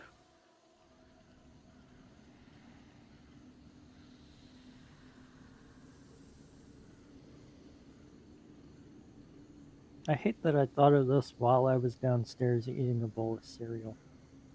Oh. I'm guessing something you can't share with the class?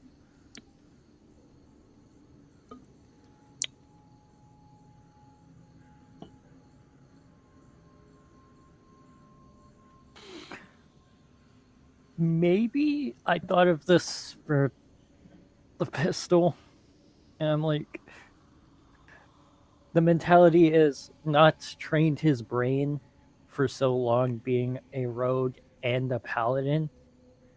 He has to retrain his brain with the pistol, and I'm just like,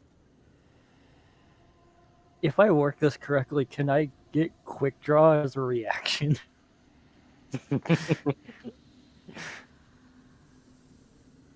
I don't want to alert or anything because I can't have features. It's just one of those situations. Oh, something's happened. Bang. Yeah.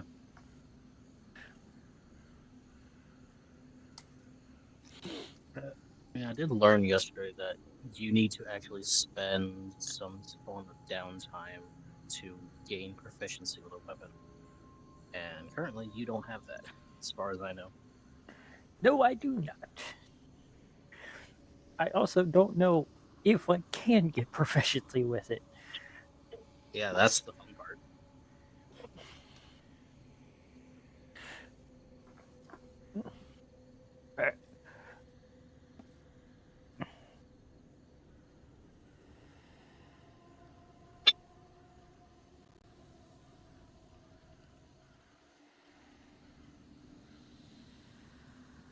Dun, dun, dun, dun, dun, dun.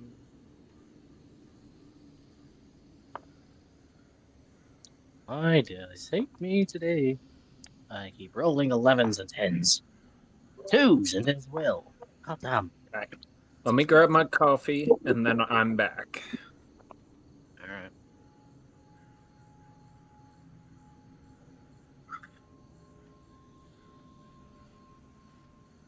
Oh. Gento, you're gonna hate me.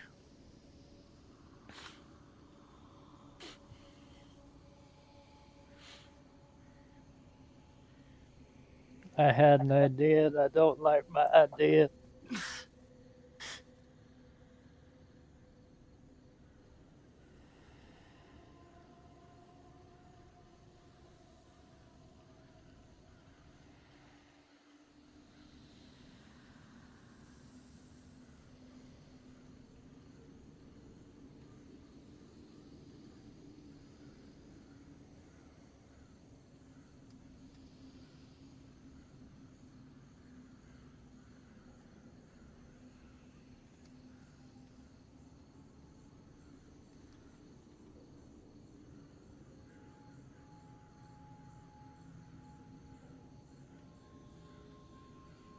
All right, who do I have?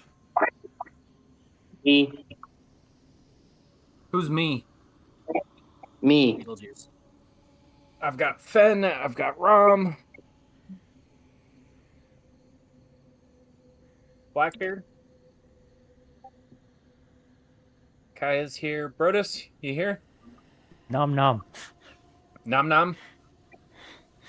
I'm sorry. Okay, to preface this, I did not intend for you to spend the entire time being roasted by every NPC you came to. However, I realized what was going on and how often these people got tabaxis in their area. So it just so happened that's what ended up happening. I apologize. No, you're perfectly fine. As I went down to eat my food, I thought of something and I'm like, I kind of hate this idea, and it's kind of a weird idea.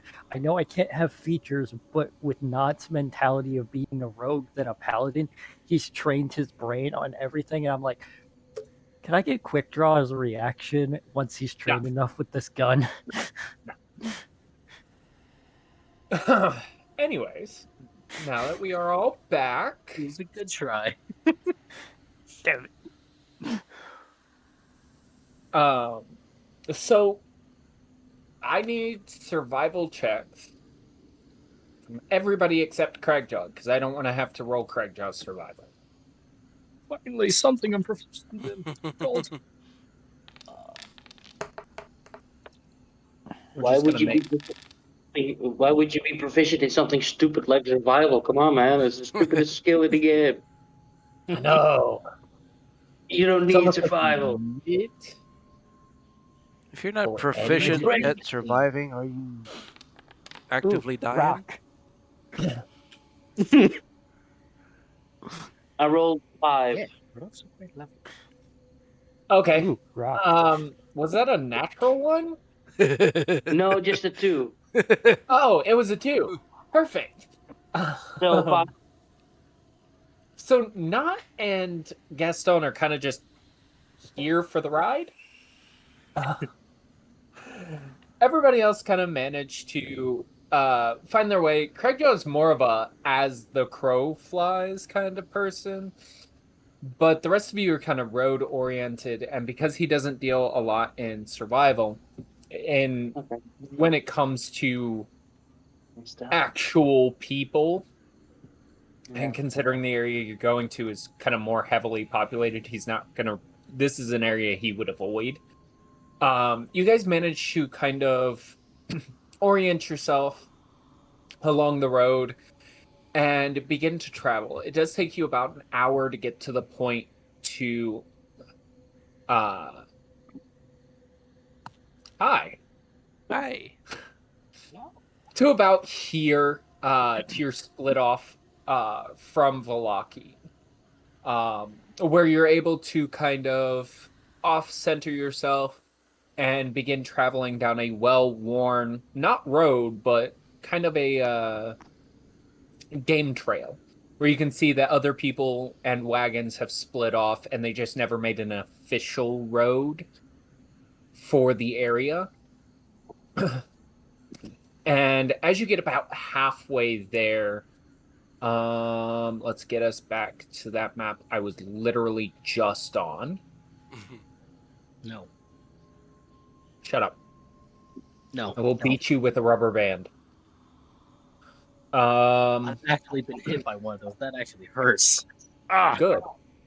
What kind of a monster is a rubber band? I've never heard of A such rubber a band thing. monster.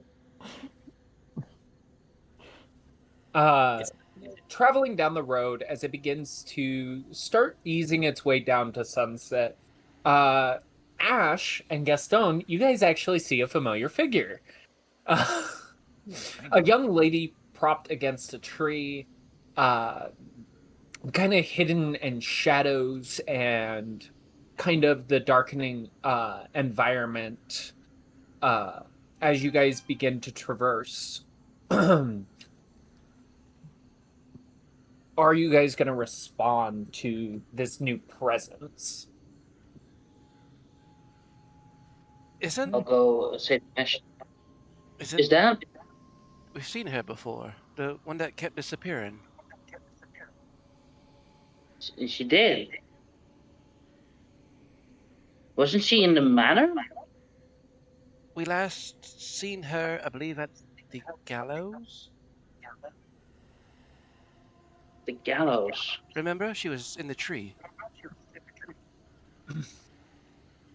Hmm. I don't know if you were there for that. You also Was she- saw her right after the events with Strahd on the bridge. Okay. Oh, right. And then, like, we had first came across her, like, as soon as we had entered Barovia, the village. And, like, she was, like, sucked into a house, it looked like.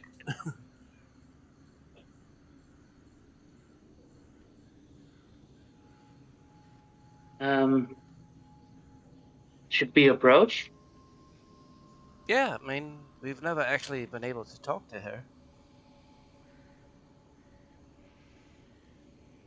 You Yeah, guys have well, free maybe. reign of your characters. Was that? Yeah, You guys have free reign of your Oh. characters. yeah. I don't. Just keep me to Ash, and then we'll walk up in front. So there will be at least some familiar face, or at least acquaintance with the Let's persons that not we see. get too hasty. We don't want to scare her off. Hello. Well, nobody will be afraid of a little gnome, you know. She seems to be sitting on this small stone wall that lines the road itself. She goes, "Hi, it's been a while." You speak. Yes, it has. I've spoke every time you've met me. No. Minus the weird water guy. That was. I didn't like him. He never shut up. No. He was a bit hard to get along with. I mean, we don't choose who finds us. We only help those we can. Well, again, he was a bit of an asset as well. You know, we do not discourage him. He helped us in certain ways, yes. But no, it's been a while. I do not recall your name, I'm afraid. Like so many people and faces we've come across. She kind of hops off the wall, and you can see this is very much a child. This is this girl is about 13, 14. You could rough guesstimate that age. And she kind of does a small curtsy and she goes, "Willa Lugosi, it's a pleasure to finally meet your acquaintance rather than just pop in for a bit." Lucy, right. Right, that's the. Oh, right, okay. I believe I don't actually see her, and you do see her wink though, towards Ash would guess Max, um, but she does wink in the direction of the group as if looking past everyone. She's like, "I don't see uh Boris's friend, but Boris is my brother." Oh. Okay. We've met him once. I believe you've met him a couple of times. Oh, well, yeah, twice, I believe. Kind of thinking 3 times, to be honest. In the manor, at the cave. Okay, let me clear this up for the moment. You guys have never met any of these characters inside the manor. You guys saw mention of them Oh. in the manor. Okay. Yeah, the pictures, the frames, the paintings, and Yeah. the tombs, right? The graves. Yes. You had Yeah. actually seen one of the tombs said Willa Lugosi on it, and it was open. There was no body in it. You never found the Right. tomb of Boris Lugosi, only that he was taken away by someone, the werewolves, you believe, which is a little more evident now, based off of kind of what you were given knowledge of. I fixed your vision, Kai. Did she say her first name? Willa? Yeah. She mentioned her name was Willa Lugosi. Oh, this little child is Will Lugosi. Mm-hmm. Yes. Give me just a moment, guys.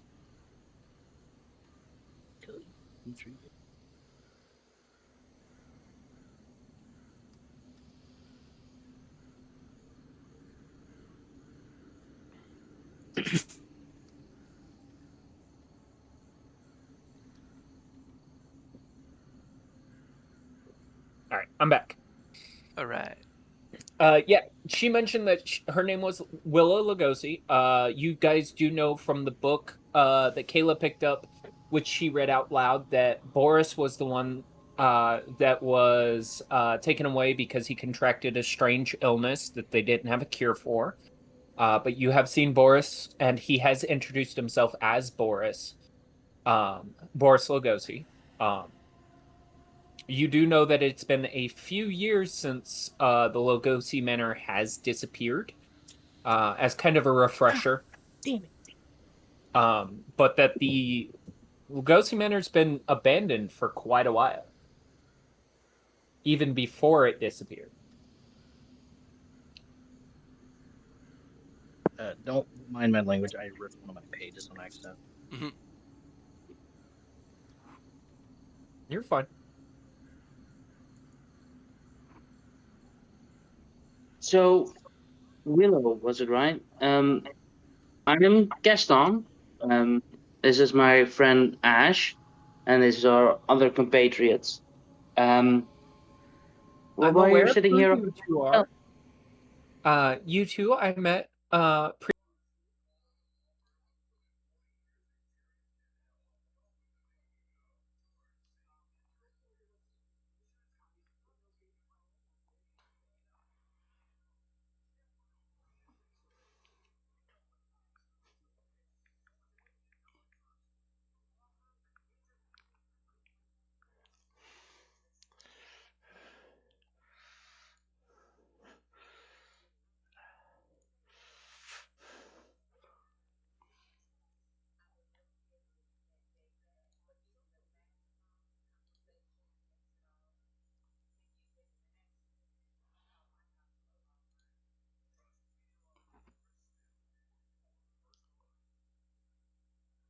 Sorry, I accidentally closed out the game.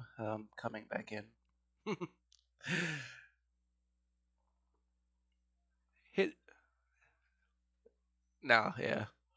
Hit the wrong button. Like, oh shoot, not that one.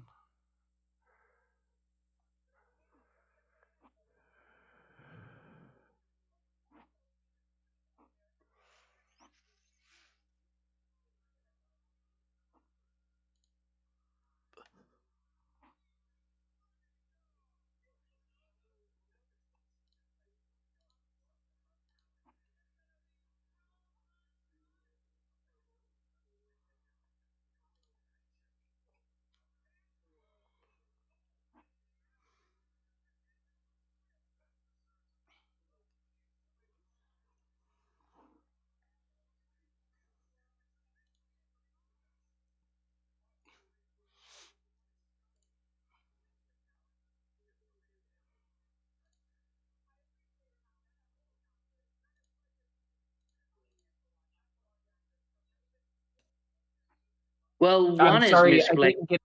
I didn't get a good view on the bridge. It's very dangerous for both me and my mentor to be anywhere near him. Oh, yes, it is. I understand that.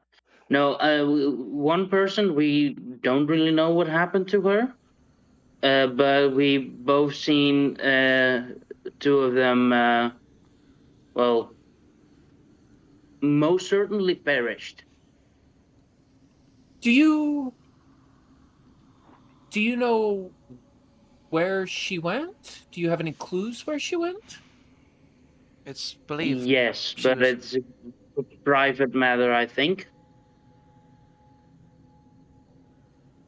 It has to do more with her personality than had to do with the lands, I believe. So I think it's not really my liberty to really tell because it's uncertain.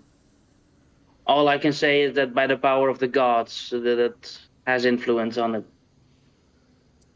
Well, if you're looking for gods in the world, the Ember Temple is your best bet. Yes.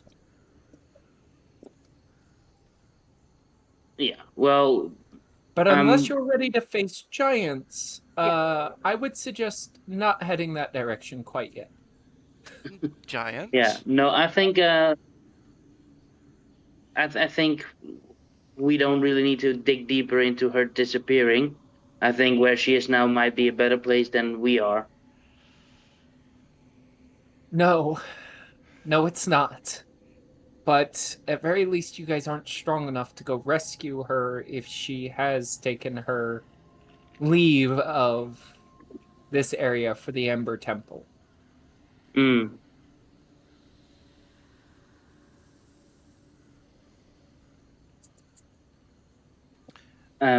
So I believe we were on our way meeting someone, right, Ash? Right. Someone else or a different group? Bill's friend. Yes. That would be my mentor. Oh.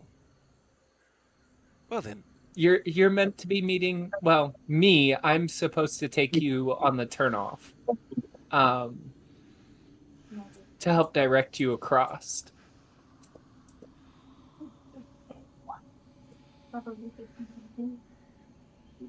Oh, okay. Well, I guess we're following you then. Of course. Did you have any more questions for me? I'm just taking a break. From traveling?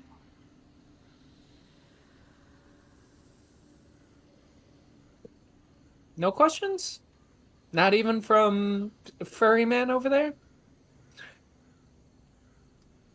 No, I trust Gaston and Ash with any questions. Seems the questions that I ask just seem to get us in trouble. Well, if you You're ask saying that questions.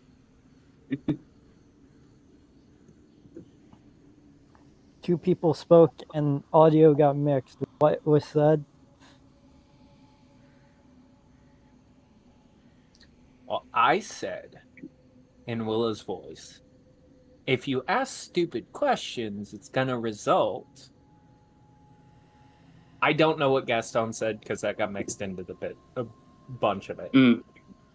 Well, I kind of wanted to interject into that, like, well, there's never stupid questions. They're only, how you call it? There's never stupid questions. They're only Unwanted results? something like that. Yeah. Fair enough. My name is not. Our bigger friend is Cragjaw. The smaller big friend is Fenry. And our hidden ally, wherever she is, Max. Okay, so Max, Fen, I know who the Shadow of the Trees is. You don't ever have to introduce him to someone native of these lands. As for yourself, welcome. Hopefully the environment has not tried eating you at least once. Trust me, ran into that problem quite early on. As Not for the rest of you, welcome to the lands of Barovia. Now, if the you would, environment hasn't tried to eat us, however, other things have. are you telling me that something not of this land tried to eat you? Oh, I thought you were talking about the trees. No, things of this land have tried to eat us. Okay. That's a part of the environment. To say I've been eaten like 4 times at this point. 4 Now, times, that- Fenry twice, me 3 times. I think 4 if you include the tree. She kind of takes a small sidestep to Ash and leans over and goes, "Are they okay?" I don't really know.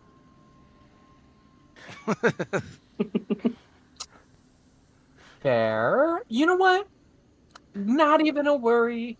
Let's just get going. And she starts waltzing through the woods.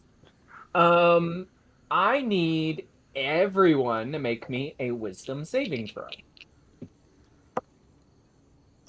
Saving. Was any?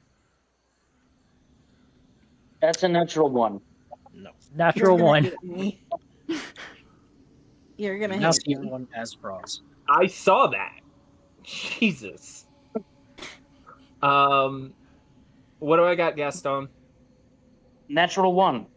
Natural 1. What do I got, Fen? An 11. An 11? Yep. Ash? 25. I gotta relink my. Weird. It didn't pop up for you. Yeah, since I had accidentally closed it, I gotta relink it. Okay. Is that a natural 20? Or is that just... I don't see. Plus 8 to equal 25. It doesn't even show me what I had rolled. Oh, no, that's a 17 then. Okay. Okay. The only reason why is because I was curious as to how many natural 1s and 20s we had on this group.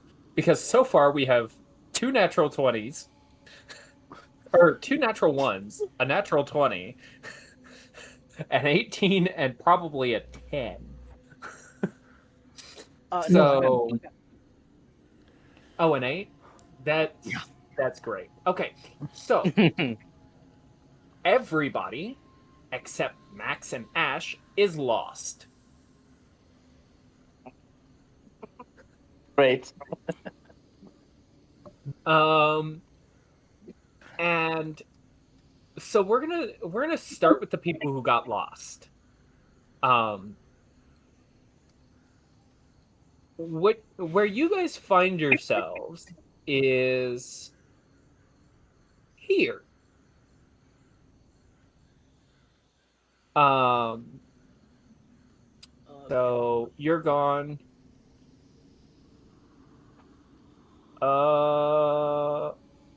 We're gonna keep everybody who is here but not here on here, just so you guys can see. You guys somehow managed to lose Willa.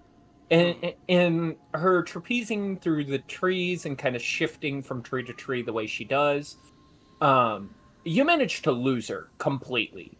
And you find yourself coming up on a camp of sorts. It is quiet. The area itself is heavy with magic. Darkened tones seem to branch across the environment.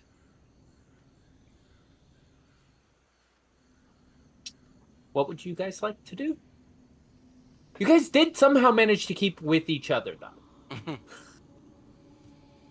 There we are. I will go stand behind you bigger than me, and I feel a bit lost without that.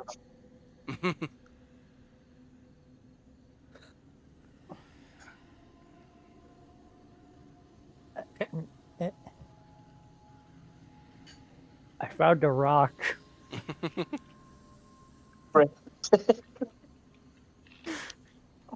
God, this might be the worst team up ever. Let's go. Great. Is there anything to tell us a camp is nearby? Yeah, you can see what's nearby. You can see the buildings here and kind of off in the distance to the left. It is starting to get dark, so it's getting harder and harder to see. You can tell that there are some campfires down here to the bottom. These seem to have lit up the space, at least in general. You can kind of see light pouring from what appears to be a rather large tent.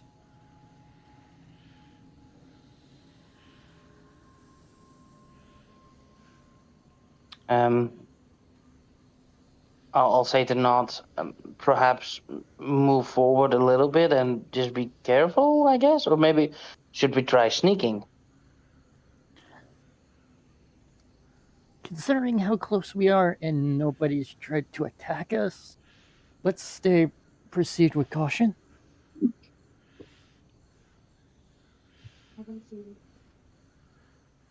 So, I could go turn invisible if I have to, I think. we're gonna proceed with caution. Right. Okay. Right. Just I will- everybody roll me a quick stealth check. Yes, I would like to use the frame in rear to hide. You know. Okay. Go ahead and roll me yours with advantage, Gaston.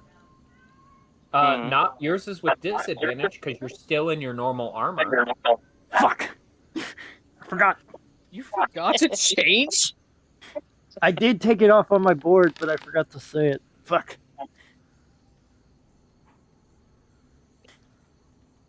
But I got a Uh, 15 on stealth. Fen, you get a 15. Yes. What do you got for me, Rom? So I rolled a 19 plus 4, so 19, 20, 21, 20, 23. 23. Jesus Christ. So, Yeah. Gaston's gone. You know, he was I'll- kind of hiding in the shadow of Fen at some point, and he just kind of pop gone. However, where Fen is able to kind of muffle his footsteps and step lighter, Not is struggling. He kicks occasional rocks, snaps occasional twigs, to the point where you find yourself quite suddenly. Excuse me, I have to gather the tokens.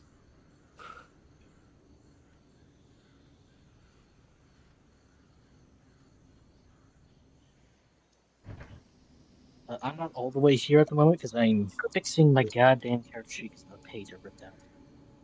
My dumbass. But I am listening. Quite suddenly, you find yourselves surrounded. They do appear to not be overtly aggressive, but you have trespassed seemingly where you're not supposed to be.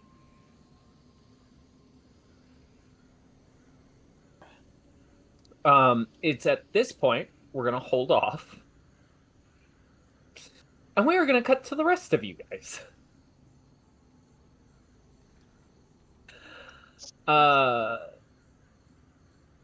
So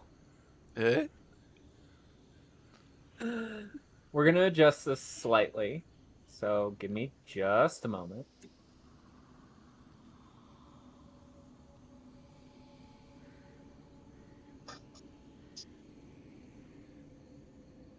It's just so that you guys have vision. Why is your vision fucked Who up, needs vision? Max?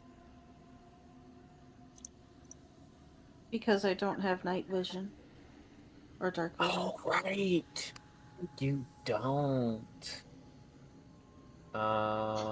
That's unfortunate. Neither does Fen. Fucking hell. Shut up. Nobody cares about you. Very true. That is a joke. I know. So as you guys begin to step up, I am actually going to put Craig Joe's token in here, but he is. That's because he's going to need to be here for next session. What you guys end up coming up to is, as it darkens and night begins to fall, seemingly quite suddenly. Like, 1 second you were in sunlight, or at least what you can only deem as sunlight. And, like, as you're slowly stepping forward, it suddenly cuts to dark starriness.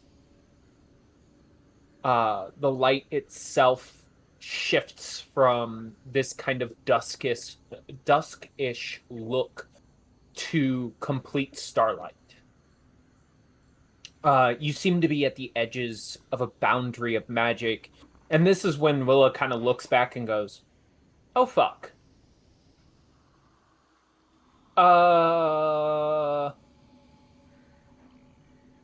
where are your friends? They're behind. Well, they were behind us, I thought.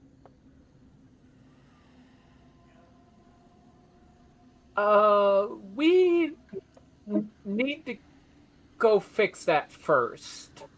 Oh, I don't want to leave him waiting, but it looks like he's not quite done yet, so this is a great opportunity. Let's go. Are you guys going to go with her, or are you going to stick around here? Because this is where she was bringing you to. I'm almost done fixing it. Well, I mean, I guess we could stay while she goes look for them. I'm staying. You're staying? Okay. Yeah. Mhm. So fast. Ash, are you staying as well? I guess. Okay. So Willa straight up disappears. Mhm. You see arms come out from her shadow and drag her down. I think she might be able to find them quicker than we could anyway. And in the process, we're going to go back to that scene we were just at. Kind of hoping you would go with her, but that's okay. That's okay. You guys make choices, and those choices are your own. Guess Are don't. they good? Hi. Probably not. Hi, we're playing peekaboo with everybody's fucking tokens. Give me a moment. Well, I can use the incomplete version. Of course not. Okay. As you guys begin to realize that you're surrounded, Gaston, you have not been spotted yet. Fen, you are spotted. Despite the fact that you were Shit. quieter. Shit. You do see that many of these people begin to prepare spells, and in some of these, from some of the cloaks, you see blades being drawn, bows being drawn as a way of kind of harrying your presence to prevent you from moving too far. You see an older man step out. Oh my god. Do you guys have vision of this dude? Or am I gonna have to? Yeah, you guys have vision. Perfect. You see an older elvish man. Something that you do notice about this guy is that he's not wearing his cloak over his face. He instead carries himself with a grace befitting elves. Gaston, you would notice that many of the features on his face are by nature wood elf, but he has the same pallidness, the same draw, the same hallow that drow have, as if something has done something to his body or to his presence, and he is kind of harried from life, as if something has stolen some semblance of life from him. And he steps up. What's up? But they do not appear to be drow, but they're close to drow. He doesn't appear to be drow. He appears to be a wood elf of some sort, but with the pallidness and levity drawn from his body, similar to the way drow are. So he's very pale. His hair is white in color. His eyes lack much of the luster of life. Okay. But he steps up to you guys and goes, "What do you do upon our lands? Why are you here?"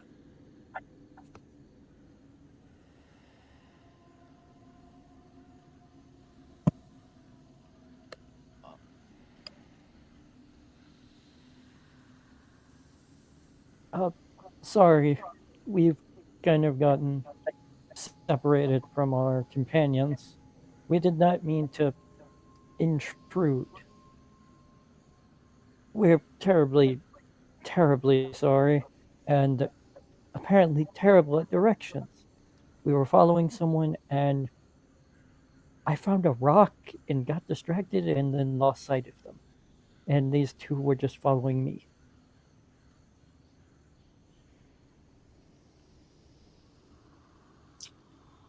He looks at you and goes, "So you speak for this group? What is your purpose in these lands? What misfortune have you brought upon us?" Misfortune, unfortunately, follows us all the time. We're just a group of humble adventurers trying to help people around these lands. Your help is not welcome. But should misfortune befall you, let us end this now. And he kind of waves at the others, and their spells begin to surge. You feel like this is about to become a very dangerous situation. I'll cast Counterspell. Nobody is. First off, who are you casting counterspell at? Because, these two are mages, and so's this dude. Right. The So rest can I see which? are a mix between archers and fighters. Right. Well, I heard spell, and if I can see one who is releasing a spell, I would like to counter it. Okay. You're fully visible. This guy appeared to be casting some sort of ice spell that did not require a somatic component, but he's kind of within your vision, judging from the fact that,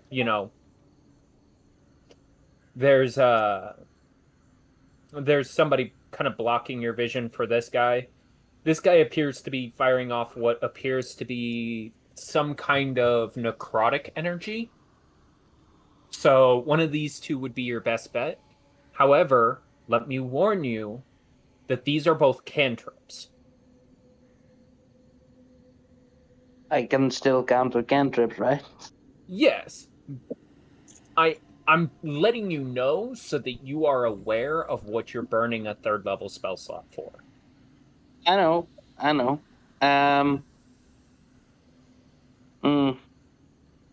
So does Gaston know that they're cantrips?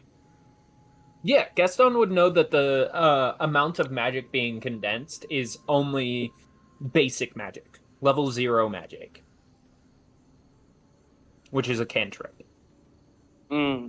Shit. Okay, I do not have the spell shield, or I would have cast a shield on the target. But okay, no, I will not counterspell it. I guess. Shit. Okay. If I remember correctly, they don't see you. They Yeah, do not, you but are. I know, but I'm trying to help.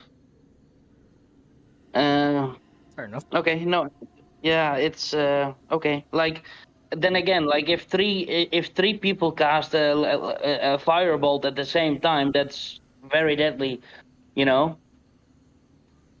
So yeah, there are just a lot of people. So if I can lower one spell, like instead of three, there will be two. That would have been a win, you know. Okay, no, that I will not react.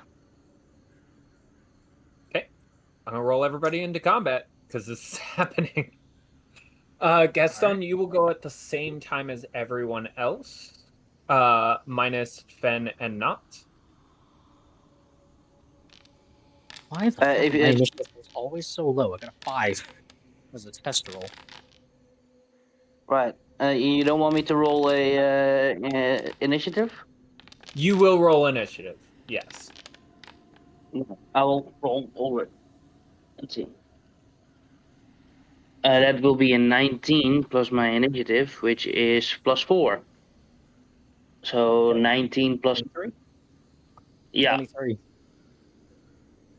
Okay. And what do you got, Not? 19. Okay. Just making sure it's right. What do you got for me, Fen? 5. 5. Yeah. We are not I'm gonna giving keep you. the test roll. Okay. So starting off the bat, Getson, you're actually the first one up. So you can hold off, or you can jump into this right now. Yeah, I will jump in it right now. Can I maybe go try and like from the shadows maybe throw a daggers? Yeah. Right. You'll have advantage because you're hidden. You're considered hidden. Mm. Um, because they're daggers, can I throw both of them? How does that work? Uh, so the first one will be done with advantage. The second one will be done regularly. Right. But yes, you could, in theory, throw both of them. Right. I will throw Greed Avarice. Okay. Let me look. So the two mages that are right in front of me. So I'll throw one at each. Okay. So maybe I can distract the mages against me since I have a bit more advantage against magic. So it is a 20-foot range to throw, right? Am I in range? It is. It shouldn't be. It should be up to 60 feet. Yeah, 20 till It's 60 it 20 says. without Oh yeah, disadvantage. you're right. 20 You're right. without disadvantage. You're right. Sorry. Right. So for the first dagger, see, so that's a 13 plus 9. Uh, 22. 13, That'll 14. hit. Yeah, and then for the second dagger at the other target, that will be a 17 plus 9. So that's 17 plus 9. Yeah, that'll hit. okay. So then I roll 1d4 plus 6. Right. So that is 7 for the first dagger. And then that will be 6, 7, 8, 9 for the second dagger. Sorry. For the first dagger, what do you got? Sorry. 7 damage. Okay. And then a 9 for the second dagger. But they're both at different targets. Yeah. Didn't even roll the first one with advantage. One moment, maybe. No, I didn't crit. Okay, good. Weird. Right. Okay, hold on. For some odd reason, this is not working the way I want it to. Okay. Yeah. I'm just gonna have to keep track of it by hand. Uh-huh. Right. So if I count the squares correctly, the most closest to me of those mages is exactly within 20 feet of me. And if I wanted to hit the second one, I have to move 5 feet out of the shadow. So I'll first hit the one. Yeah. So I This probably one have to and move this one are both within your purview. 5, 10. Is it 5, 10, 15, 20? Like, if I count the squares, then the one behind that is a little bit further than. See? Yeah. So Yeah, so I'll hit the one closest to me first, and I'll with the second dagger I'll walk 5 feet to hit the other one. So they're both will. So you have to move me up 1 square. Yeah. There you go. So they've taken this. So because those are greed and avarice, do they return to me, right? And I have to catch They them. do. I need a dex save. Right. For They are both cursed daggers, or weapons. like for both daggers, like 2 deck Yep. saves, or Yep. One for each. right. So deck saving throws +6. First one will be a 16. 16 So will be 16. succeeding. Yeah. Then for the second is a natural 20. There you go. You're good. See, that's how you accept the fact that they're coming back to you point first without complaints. Hey, Caleb. I know. I hear you. What's going on? If I'm not back by the time my initiative is here, skip my turn. Okay. We are skipping Not, because Not is on surprise round. This dude is going to cast Ray of Frost. And I promise you, my brain does work. I do know what all these spells do. My I God, Ray promise of you I counter do. spell. I could still count. He could. I need. This is a 2-hit on a hit. All right, so I need to know if a 21 hits you, Gaston. Or no, technically it would be not 21. Yes, counter spell. Yep, that'll do it. You absorb the first spell, and then he goes to hit you with the second one. Mark down that you have a Ray of Frost gem. Does that become my 5th shot? No. No. You have to socket it, which is a Okay. bonus action, which you could do. Does a 28 hit you? Yes, it does. Okay. Just making sure. That's going to be 3d8 cold damage. That will be 11, 17 cold damage, and your speed is reduced by 10 feet until your next turn. All right. Until his next turn. His Okay. next turn. For the next person, we are just gonna go with okay. So he's gonna step up. We're gonna do a bunch of these all at once.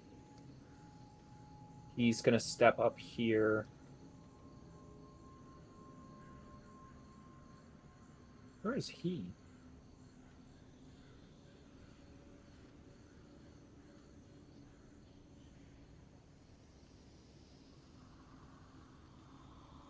Okay. He's gonna step up.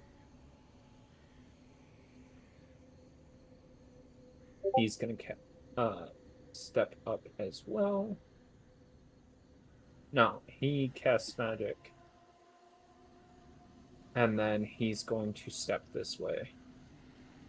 These three are going to shoot arrows. Because we will be skipping Fenn's turn for the surprise round. Alright. We're going to do a bunch of attacks all at once. I promise this will be annoying.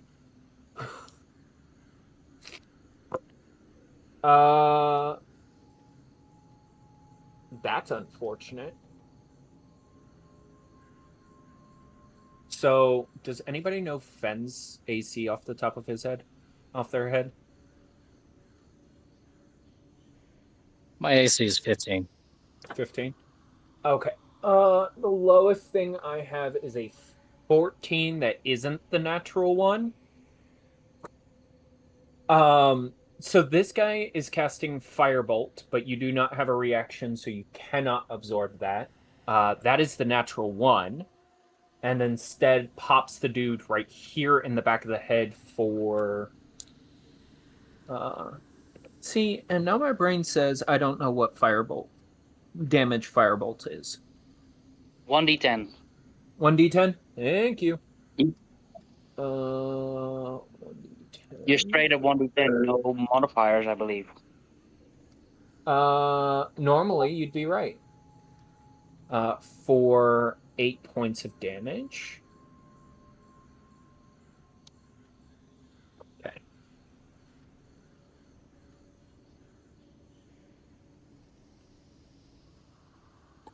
And then, okay, so I need.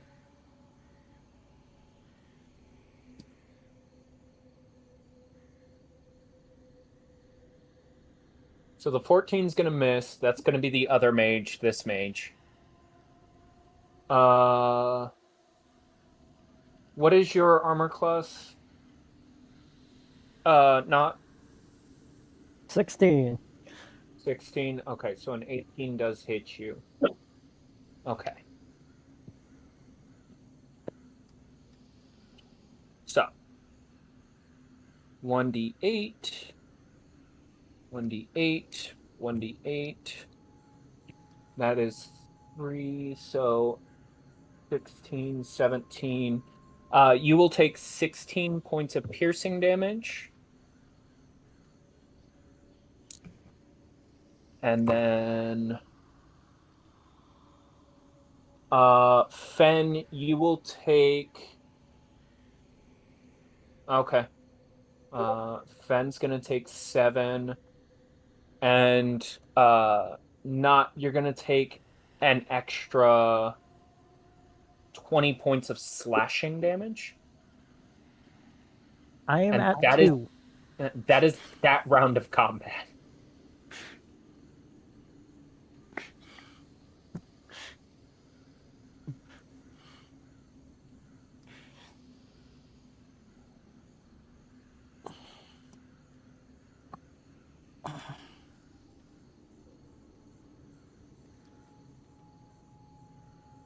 Gaston, Yes. it's your turn. And Not is like bleeding profusely. He's got arrows sticking into him, slashes across his neck and face. And the guy who was leading this whole group stepped back into the camp itself, the main tent itself.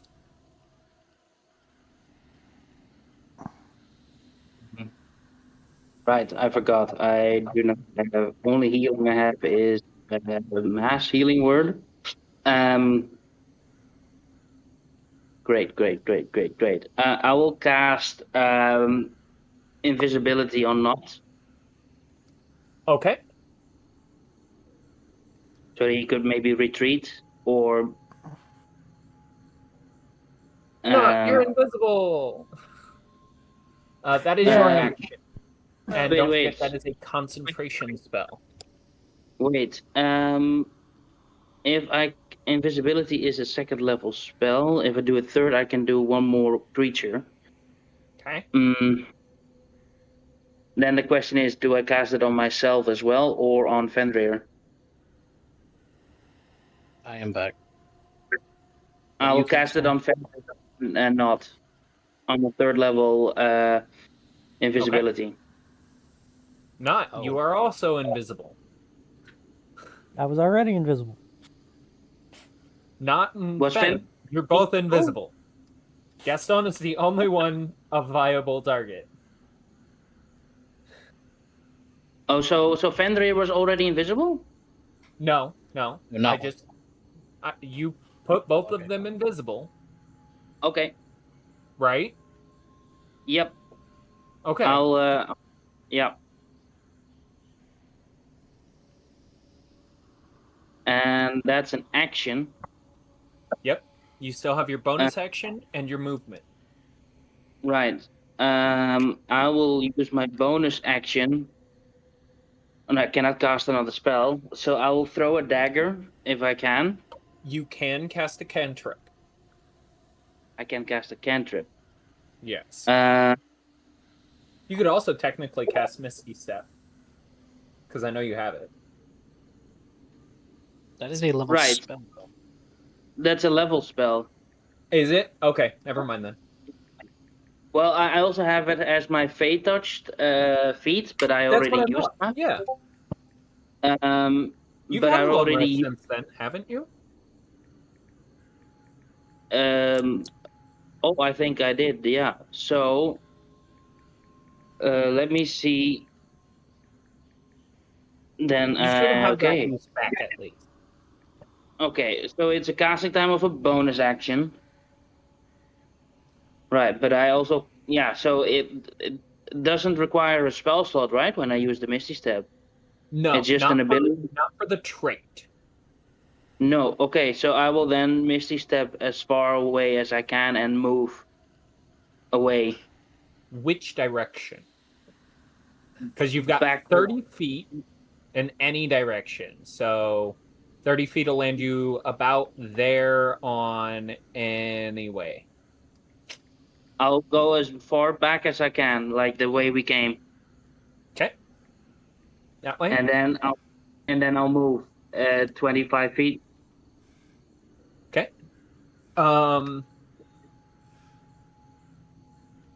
You're off the map. So at least for the moment, you're 15 feet somewhere in that direction.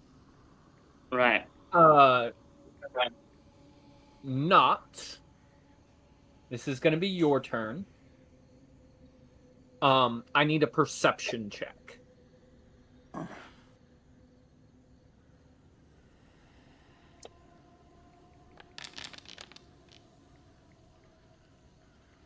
You're aware that Gaston headed this direction with his Misty Step and his movement. The trees have kind of obscured him a little bit from your vision. He is small. It is hard to see him. Okay. I'm gonna try and go. Okay. Are you going to use feline agility? Because I know you have it. Yes. Does that double my movement? Yes, it does. That's why I'm asking. So you have 60 feet from where you were. Well, don't I still take the movement penalty from Ray of Frost? You do. So So that'd be 40. You've got 5 more feet before your next action. Okay. So from here, you could do your dash and maybe catch up with him. Yeah, we're gonna All do right. that. Well, I can finally turn my camera on. Okay. There's going to be a lot of attacks. So 1, 2, 3, 4, 5. Who just joined us? Dice That's cam. my dice cam. Okay, 5 attacks. Judging from everything going on, those 2 are going to be long shots. Gaston. Does a 12 hit your armor class? Nope. Cool. But I'm gonna guess a 23 does. It does. Roll me a concentration check. I have You that just with need a advantage. 10. I am a warcaster now. So you automatically succeed because you are a warcaster. Hey, You can't mate, get below a 10. advantage on when you take damage. Right. But you're guaranteed a 10 or higher. So regardless, the number you need is a 10 because you're going to need a 10. I don't need you to roll it because Warcaster guarantees you a 10 or it guarantees you at least a 10. Is that so? Yes, that's a part of Warcaster. All right, I will double check that. But okay, cool. You are going to take 13 points of piercing damage, though. Okay. 13 points of piercing damage. Yes. All right, that's very grim. Oh, As 13. for the rest, Fen, blades and arrows seem to slide past you and kind of around you as they kind of try to get a grasp on where you were. But because you are a monk, you're kind of used to this kind of flurry of combat. You did see that Gaston kind of split after casting some sort of spell on you and not. All right. And so as these kind of blades and everything sing past you, you don't manage to take any damage. You do see one of the guys get hit by a straight arrow trying to like nail where you were. And he takes a little bit of damage in the process. And then you hear you can kind of perceive from where you're at where he is. I didn't realize we had Kayla on the map rather than okay. You kind of see that the leader of this group seems to kind of take a seat in a further back spot before it is your turn. You have the opportunity to either attack, but it seems like everybody else is running from this fight.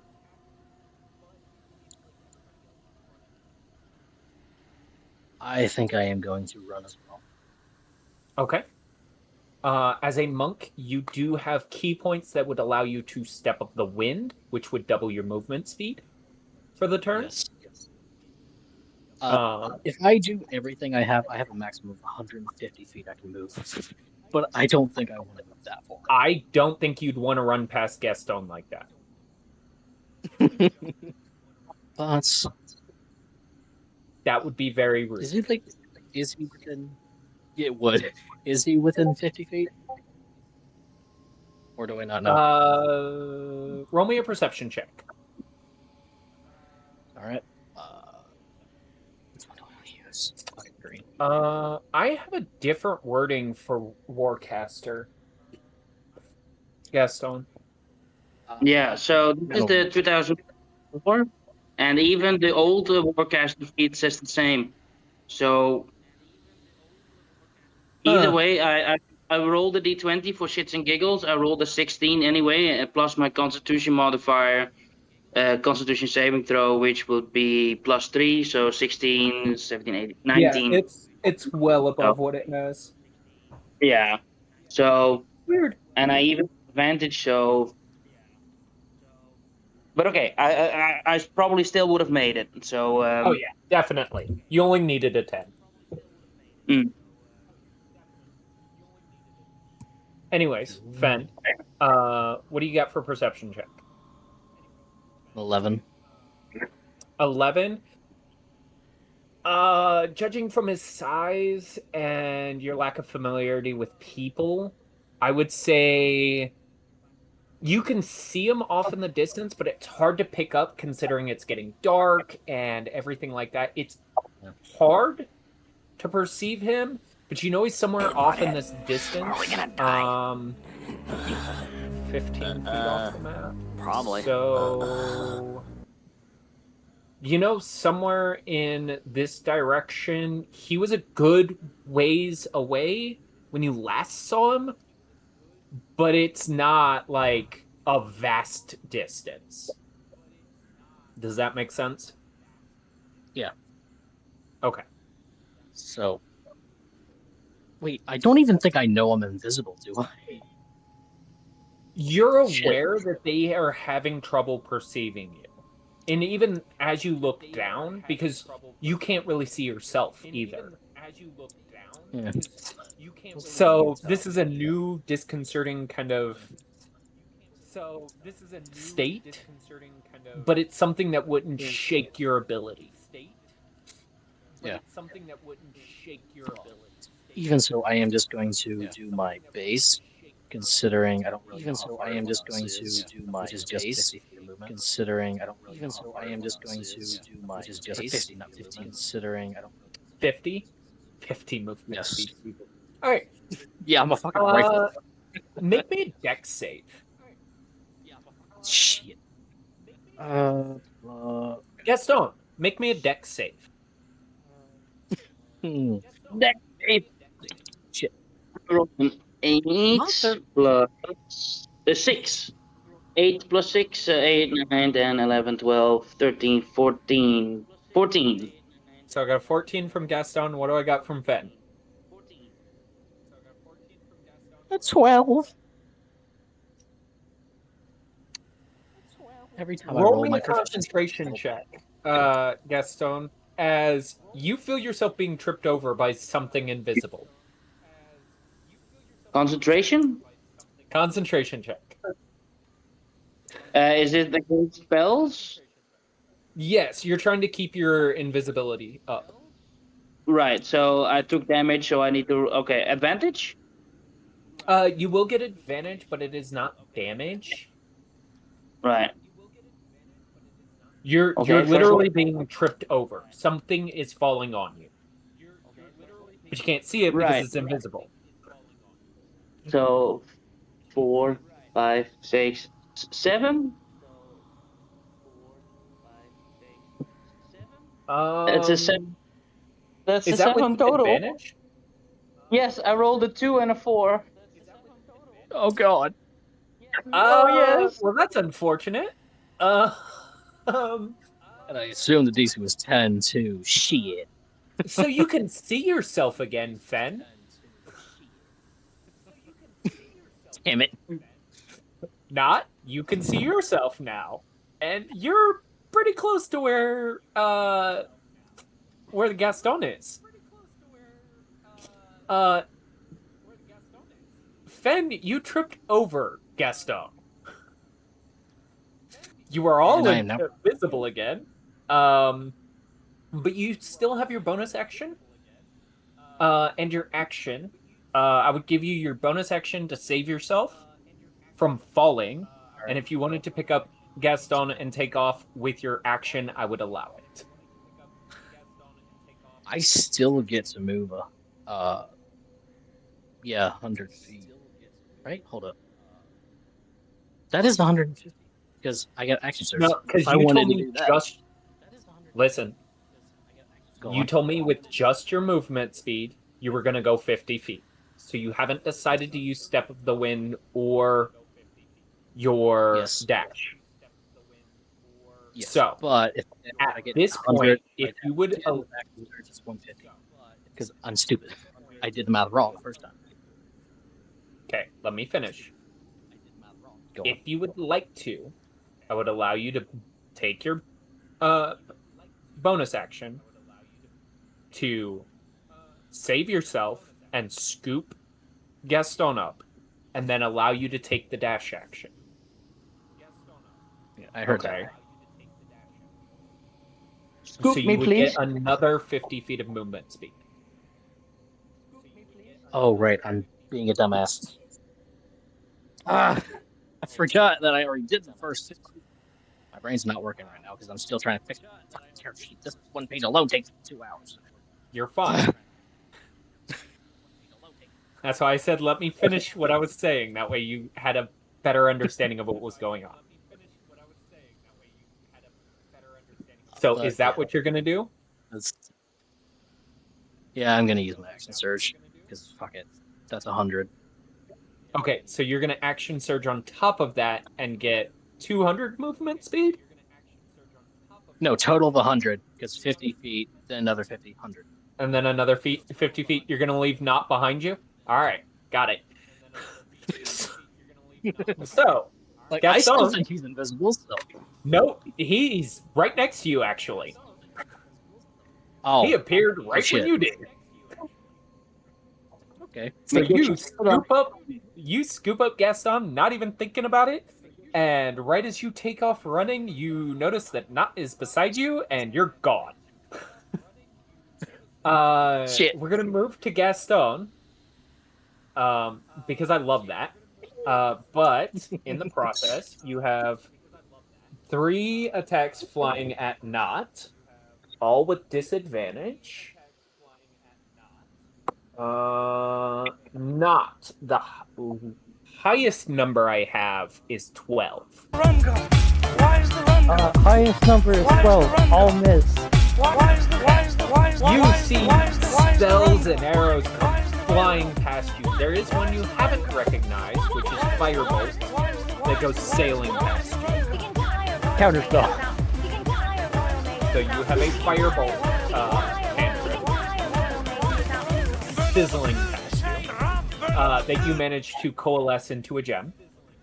At which point, we're at Gaston.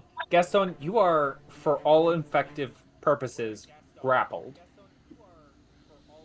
Footballed upside down under somebody's arm. You're not entirely certain who it is. Well, yeah, I imagine so, because at first somebody fell on me, or something fell on me, and that made me lose my concentration, and now I'm just being dragged along. Okay.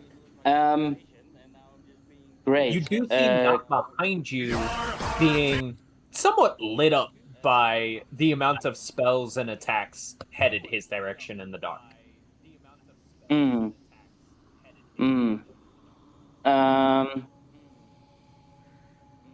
Let's see. Yeah, no, I cannot make him invisible because I have to touch him.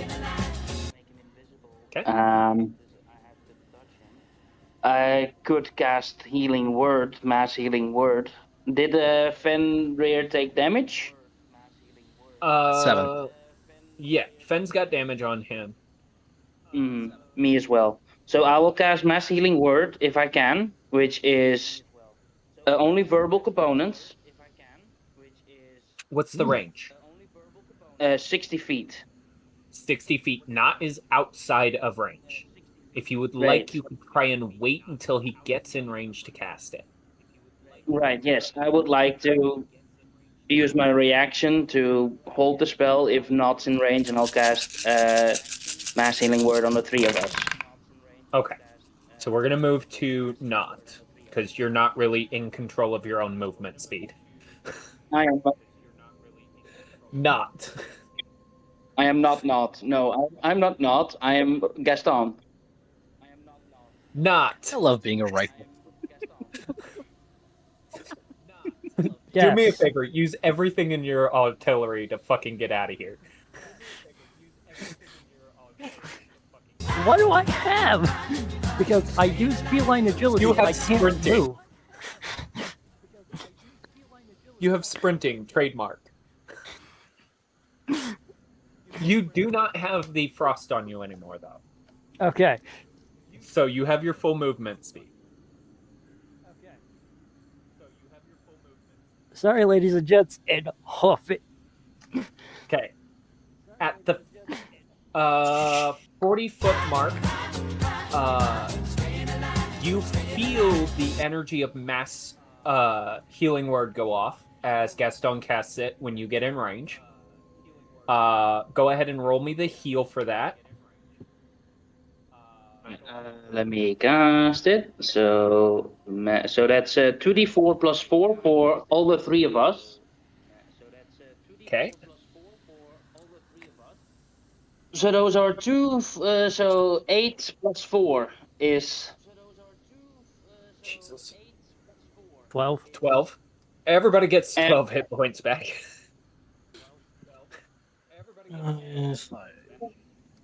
I'm still bleeding profusely. Just less. Less profusely.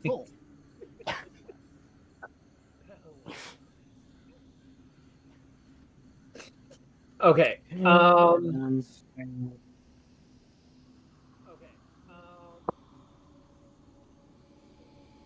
I'm almost done making Uh, this goddamn page. Okay. So you guys are being hunted. We're gonna go quote cinematic. You guys are burning everything to run from this. You do see much as the Dusk Elves begin to chase you, as these elvish creatures begin to chase you, flitting from tree to tree, shadow to shadow. You guys are sprinting as hard as you can to get out of here. Not is barely keeping up, but you know if one of you tried to help Not, it would cause more problems than it would be worth it. Because I assume uh Gaston, you don't have long stride, do you? no, but I did had another idea I could try. So I have the spell sleep, right? Now I gotta mark out my. I'm gonna Oh, tell sleep. you right now. Yeah. I'm pretty sure unless you get max. No, you could not. Okay. You could not put these guys to sleep. Not without, Mm. not with the amount of health they have. If not, can I maybe cast? So 60 feet range, right? And not is like 60 feet behind us, right? He's kind of bouncing between being about uh 40 feet behind you and being about 100 feet behind you. So as your turns are going, every 6 seconds he's about 40 feet behind you. Right. I could, depending on how much hit points we have, I could cast Mass Healing Word again, but I think I should keep it a slot open for a counter spell, for example. So, mm, Um, I need survival checks from everybody as you're sprinting through. This is going to be done with disadvantage because you guys are great. Yeah. running from these elves. Can I? DM, Fenrir is carrying me. Can I help him? Can I do the help action instead? Because we're basically he's carrying me. So. I would allow you to roll yours regular because you're not actively sprinting. Mm. Or if you would like, you could give somebody bardic inspiration. Oh, I would do that as well. Okay. Okay. Uh, so I will maybe do that to Not since he is away. Okay. So I will roll a survival and I'll inspire a Not. Okay. I believe Bardic Inspiration is 30 feet, if I'm not mistaken. I'm going That to might. allow it. Okay. As DM, So I'm letting it happen. right, Okay, cool. just rolling survival. It would have really helped if I got that because I got a 10. I got an 11 survival. same And on the 10. What is the Bardic Inspiration? right, let me check my bardic inspiration. I think it's still. Yeah, bardic What? inspiration. It is a D8 within 60 feet. As a bonus action, other than you, within 60 Okay, cool. feet, you can hear you gain Well, I was inspiration wrong. for 10.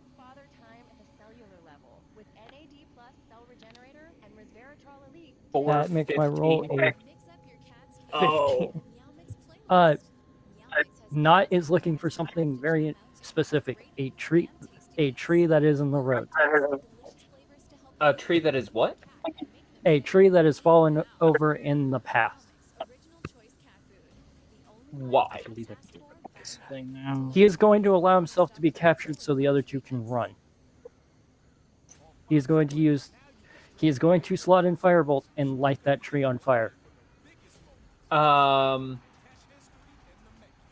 Considering you're traveling through a forest, there are a lot. That is not why you're rolling survival. Mhm. Okay. you all are rolling survival because essentially you're trying to regroup.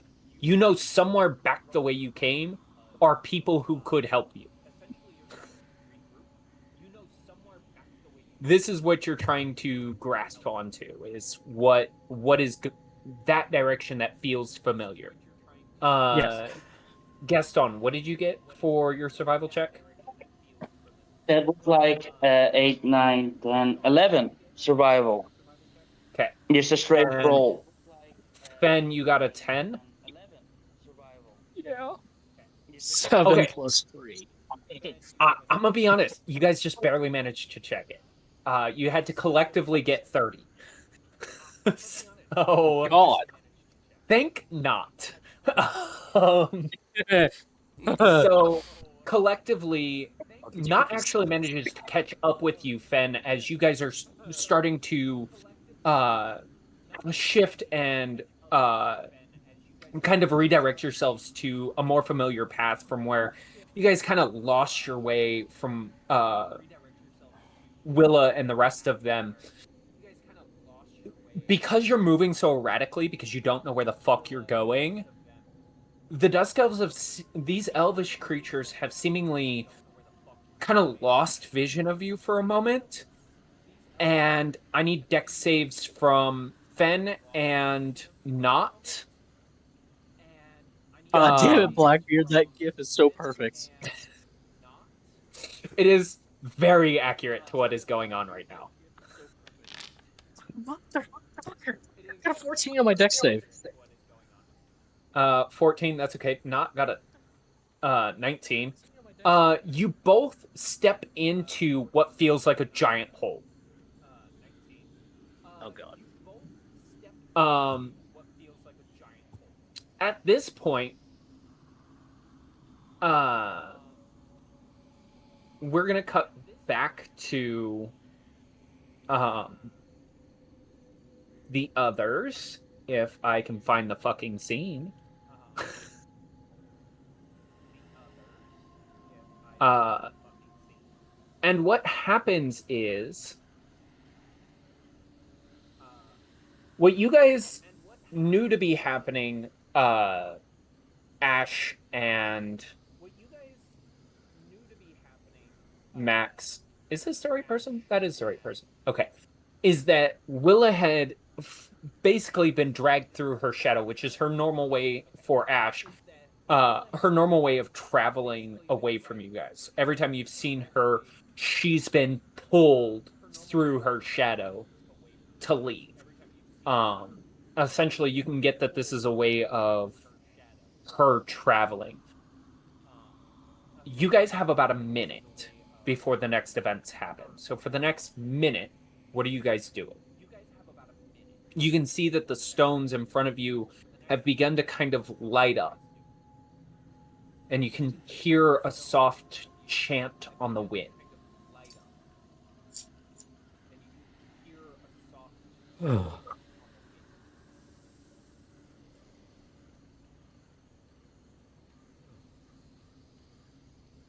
I was muted. Sorry. That's you guys. I said that's where Willow was leading us, so that's where we would have continued to walk. Okay. Max, are you under the same assumption?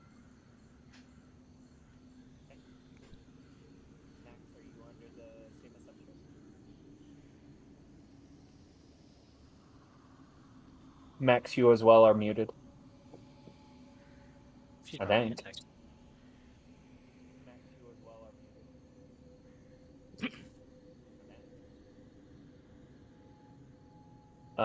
Did we lose Max? Either it's a long text or we did. Well, I don't have messages going through. Brodus, could you do me a favor and shoot Kaya checks? Yes, I will.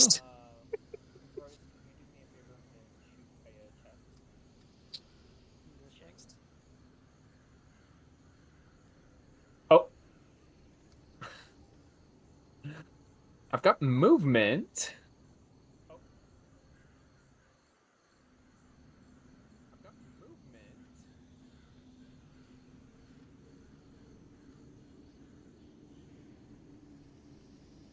I'm gonna take that as a yes. So you do know that Willis stated that he wasn't prepared yet. The person you were meeting wasn't prepared yet. Oh, okay. So bear that in mind. I didn't hear that part. You do hear the soft chanting on the wind. You do notice that the circle is not completely lit up.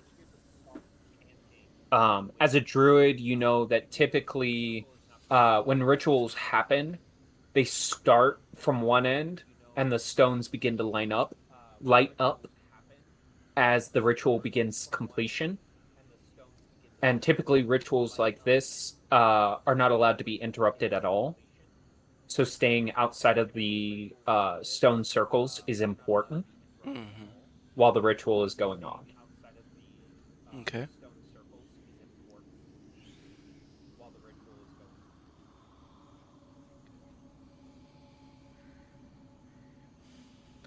Actually, So I guess we would have waited. I'll mute. You could get closer. You know, about right there is where you'd be limited.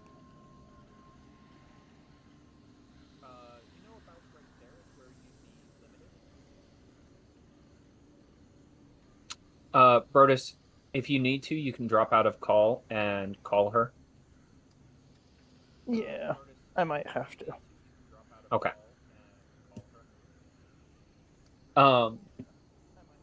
You guys, the two of you can see kind of deeper into the shadows and shades. A small figure kind of sitting atop the runic circle as he channels immense amounts of power. The ritual itself is spoken in a broken, half-learned language, something that feels halfway between Elvish and Primordial, as if speaking to the elements and the land itself. The soft chant is spoken in unbroken words, and it twists the very environment around you. Ash, you particularly, you know that this happens when somebody is channeling great amounts of energy. Um, uh, and as this happens, this is done only by the most powerful of druids. And it is most likely what is causing the visible phenomena above you. The dark kaleidoscoping of stars and constellations.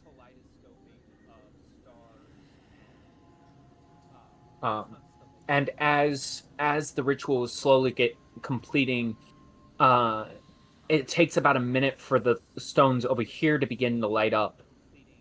These stones over here are still dark, so you get that it would take probably another minute or so. But this is when the rest of everybody kind of less falls and more majestically steps into the area as Fen less gracefully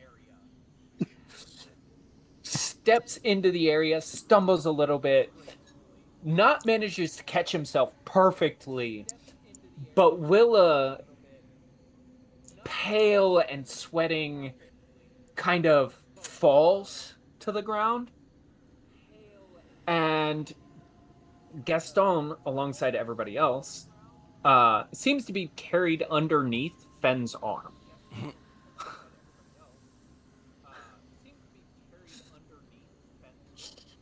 And the three of you are still running. As you guys realize, you are not in the forest anymore.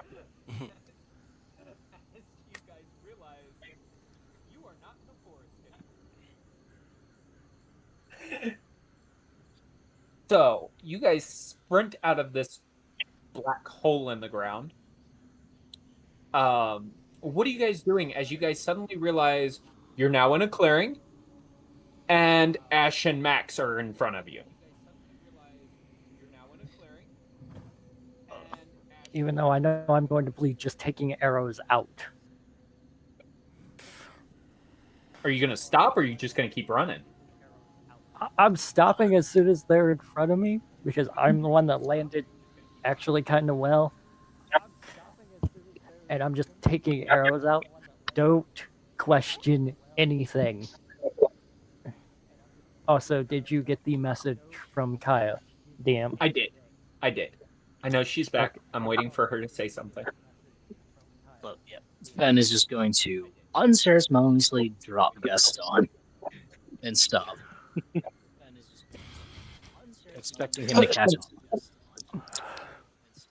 Oh, Do we that realize? was. Do we realize that they're there? Yeah. Oh, Gaston, finish what you were saying. That as Gaston speaks up, this is kind of when you guys realize the noise behind you and the presence of the others. Go ahead, Gaston. Okay. Holy fuck! Like I'll pull out my arrow as well. Like that's in my shoulder blade. Like, fuck. For some reason, you falling on me hurts more than this fucking arrow. Jesus. Why did you let me talk? Every time I talk, we get into trouble. Why do people let me speak? Like, this is the fourth time that I've talked, and somehow I've gotten us in trouble.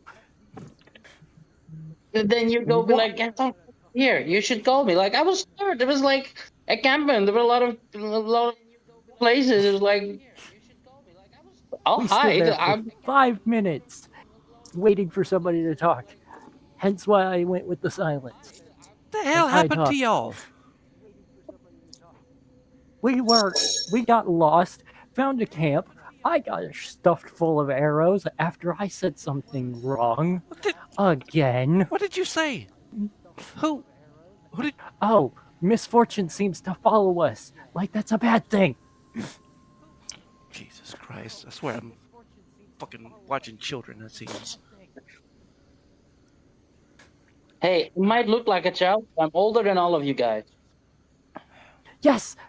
So talk for us, please. You are the bard, meaning you have words that actually make sense. Because apparently I don't know this land. I also don't know this land. I'm a Okay. paladin. I've lived in a temple for most of my life. I don't know normal human interactions. I was a rogue before this. I don't know normal human interactions. You're a bard, meaning you can talk to people and actually make them feel good. I try to, yes. I assess. Right. So it looks like Gaston and Not were injured. Like, was anybody else? Make me a medicine check for everybody. All right. Medicine. I'll let you do one. Go ahead and roll it with advantage. Okay.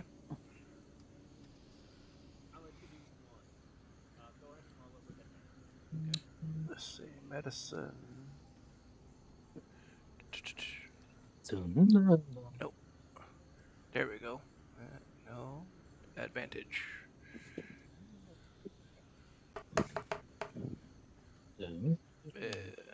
Uh, 14. No, not.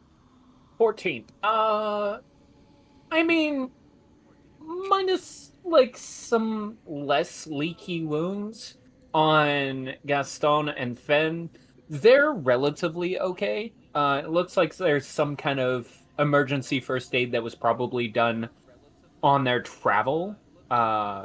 You do know that Gaston has some healing magic to him, and Fen seems to as well. So effectively, that could have been attributing to their less injured state. But not okay. Okay. Nope. Not still like heavily injured despite their travel and whatever first aid might have been applied during that. Okay. I will, let's see, cast Cure Wounds. Okay.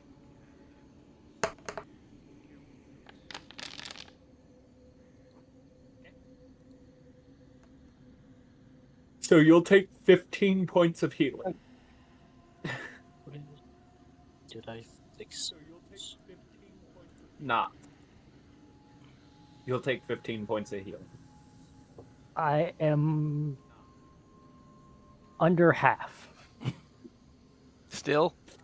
He still looks rough for the wear, but it's not something that you feel he's in danger of his life. Well, maybe You we do can. know that you're in a very safe environment. So leaving him at this state wouldn't be a bad idea if you didn't want to burn the spell slots for it. We can I tend to the wouldn't rest of mind a these later. short rest.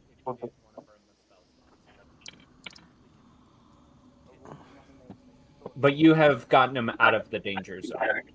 Okay.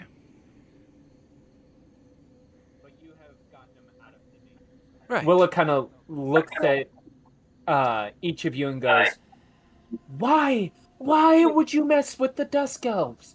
It's bad enough they don't like strangers." You attacked the Dusk Elves? Just say this. We Okay. we were trying to Your diplomacy seek sucks. help. We were trying to seek help.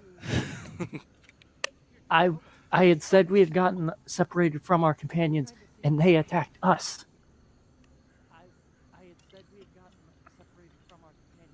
Yeah, That is true. you're in their part of the forest, and you're not supposed to be. We asked if they could help us, and they attacked. We didn't mean to be there. It was an accident. Yeah, it's I surely hope so, because ruining our friendship with them is not smart. They have some of the strongest spellcasters and some of the best warriors. Yeah, like I don't know. Arrow is in the back, slashes on the chest, and I was frozen.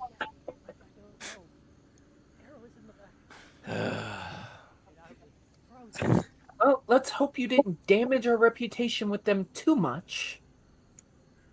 Also, I learned how this works, and I pull off the gun. I just want to say something real quick. The more Nox gets everyone in trouble, or not gets everyone in trouble, the more Fen sees him as a troublesome wolf pup. Willow's going to ignore the fact that you have some weird stick that you seem to think does something. And she looks at Ash and goes, "How do you deal with them?" Heavily medicated. You Heavily need to pass medicated? on some of that medication.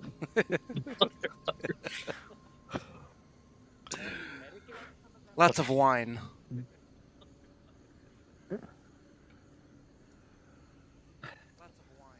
She goes, "I certainly hope you have more."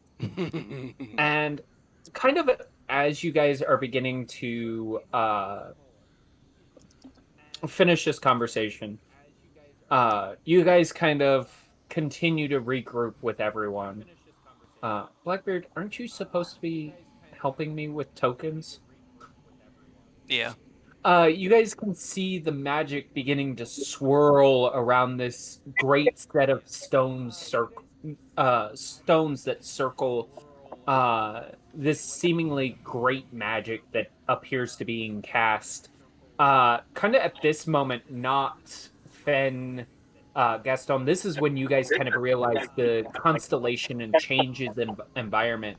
Before, where it was getting dark in a way, before it was dusk and starting to lose more light, this area is starry, but it's almost abrupt. Like as you look further to the east and west, you can see light around the edges of the plain. But in this area, starlight has pushed the clouds back, as there seems to be some sort of magical force that is forcing this visibility of the stars themselves. And the stones seem to have been lit by this ritual. And as you stare at them, the ones furthest from you begin to light up with magic and begin to complete this circle of bright starlight and moonlight as this ritual is completed. And you feel, even those of you not magically attuned, a great surge of energy upwards. And then it volcanoes out and rains down. And where each of these little bits of starlight land, you all see small flowers begin to blossom. For those of you I've shown before, you would know that these are a dark lily, but black. I've posted it in the group chat for those of you who can look. All around you are pitch black lilies that seem to glow from the inside, Stealing. that blossom under this area. And looking towards the center to see who is initiating this almost masterful magic, you all see sitting upon a stone a dark cloaked figure. Please tell me everybody can see this. A moment, let me zoom in a bit. Yes. I do. Yep. Sitting in a meditative state is a dark-robed figure, energy spilling from him into the environment, lighting the stones, and above him his shadow looms. Whereas normally your shadow would rest upon the ground, his seems to grasp at the edges of his being and look at you. Silvery eyes that gives you a feeling of pure evil, but contained, as if there's something more going on. A hand, shadowed but defined, reaches up to where his lips would be, gesturing for silence. And that's where we're going to end the session. Oh no! I know this is a little bit shorter of an session, but this is kind of where we have to stop for Talon. Talon. Yes, unfortunately, we do need Cragjaw to move forward, as the next portion is heavily dependent on his character. I don't like Neverland. I don't like stepping into areas like this, but unfortunately, this was your next step, and Yeah. I'm not going to stop you guys. However, we do need him for this, and I hope that you guys enjoyed this. We will start up next session, leaving off from here, and jumping straight into the next section. This is the end of the opening arc of Curse of Strahd. We lost Really? somebody. We lose. No, my dice made it leave. Okay. This is the end of the first arc of Curse of Strahd. You guys are, give or take, a third of the way through the campaign. You'll start picking up on, whereas the beginning was the gaining of knowledge, this is the application of your knowledge, where you will begin learning how to not just break free the land of its oppressive grasp, but also what deeper mysteries might lie and why the land is the way it is.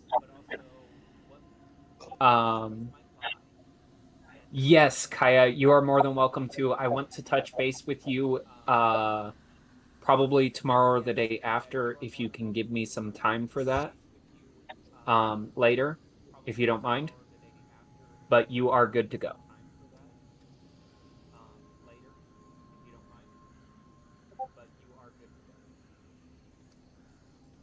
Thank you. Thank you very much. Bye bye, Kai Kai. So, as for the rest of you fools, thank you. Thank you so much for coming and helping me write this story. This would not be nearly as fun or exciting for me as a DM if you guys weren't here. You guys have made this one hell of a treat. So I wanted to say thank you. You're welcome.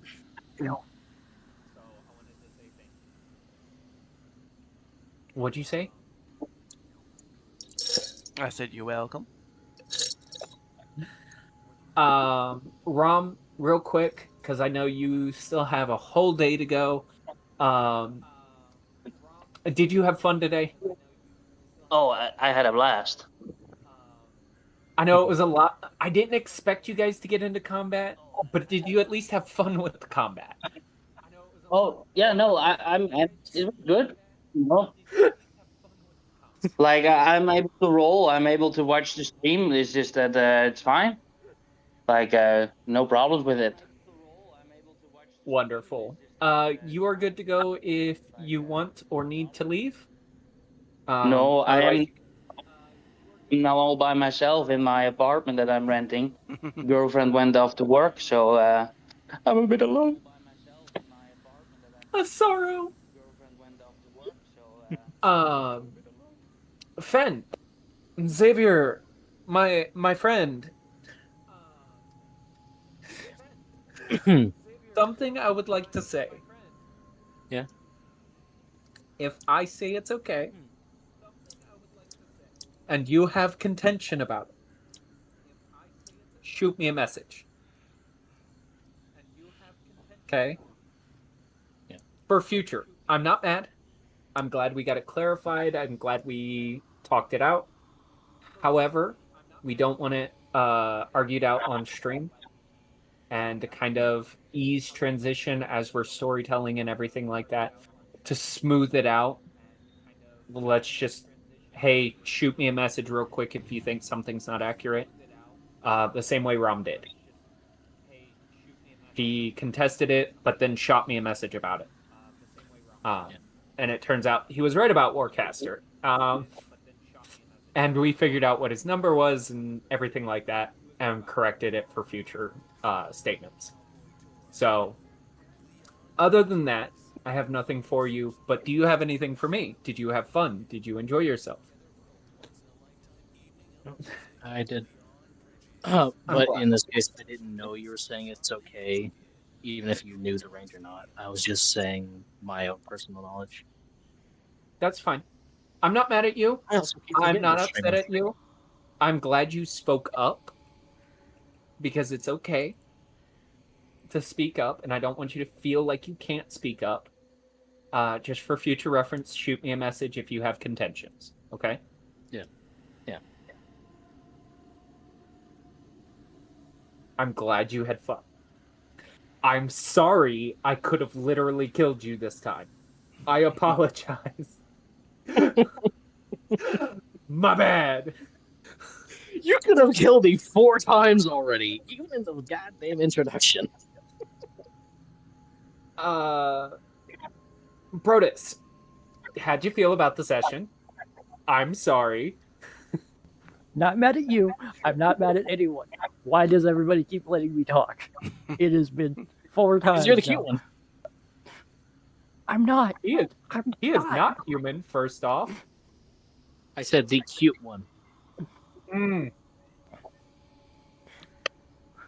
Yeah. This has been 4. This has been 4 times now that I have misspoke and gotten us in trouble. Hmm. Why? Hey, I'm not And going to stop you from talking. no, it is why I let the long gaps happen. Because at this point, Not is actually holding his tongue so he doesn't speak. But y'all keep not speaking, and it's So leaving if you him feel to like do it. somebody else should speak, Brodus, for Yes. future reference, how about prompting that person to say something? Like Yes. if you feel like Gaston should speak, be like, "Hey Gaston, this is you." I don't know Like how to that's a speak to people. like for like I agree with it because I'm holding my tongue for people who like I've played D&D for like almost 5 to 8 years now, right? So I want to give people their opportunity, and I don't want to make the whole game about me, you know. So like if we're like, hey, let me talk, or hey Gaston, yeah, go. I want to do this. Then just prompt it, like say in character, like what you want to do, like how you want it to proceed.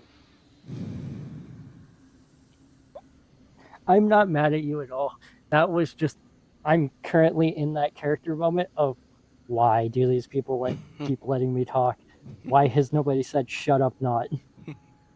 Now, to be fair, if you guys Yeah, are prompting each other to speak, I will never hinder you for it unless you're doing like Gaston and everybody were doing at the very first session where they're trying to break and enter while a guard is standing right there, and discussing it out loud in front of them. Then you might get hindrance. But if you're trying to like prompt each other to talk, I'm not gonna cause you mischief for that.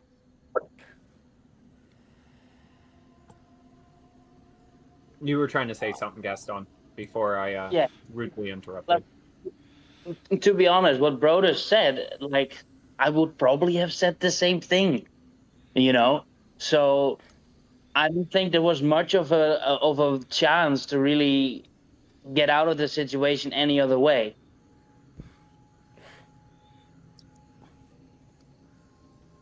Not Like Gas, is fully speaking the truth. yeah, it is. I would do the same. Like he could, like, but like, yeah, he's not that kind of bar, to be honest. So no, Gaston is always for the truth and nothing but the truth.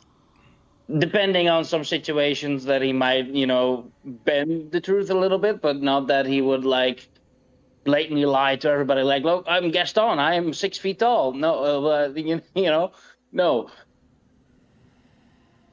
So, but no, I think you did great. Like, but yeah, it just happens. Just the situation in these lands that you cannot really, like control. To be honest, Wait, And you mean things in life are not always in your control? they're not. Crazy.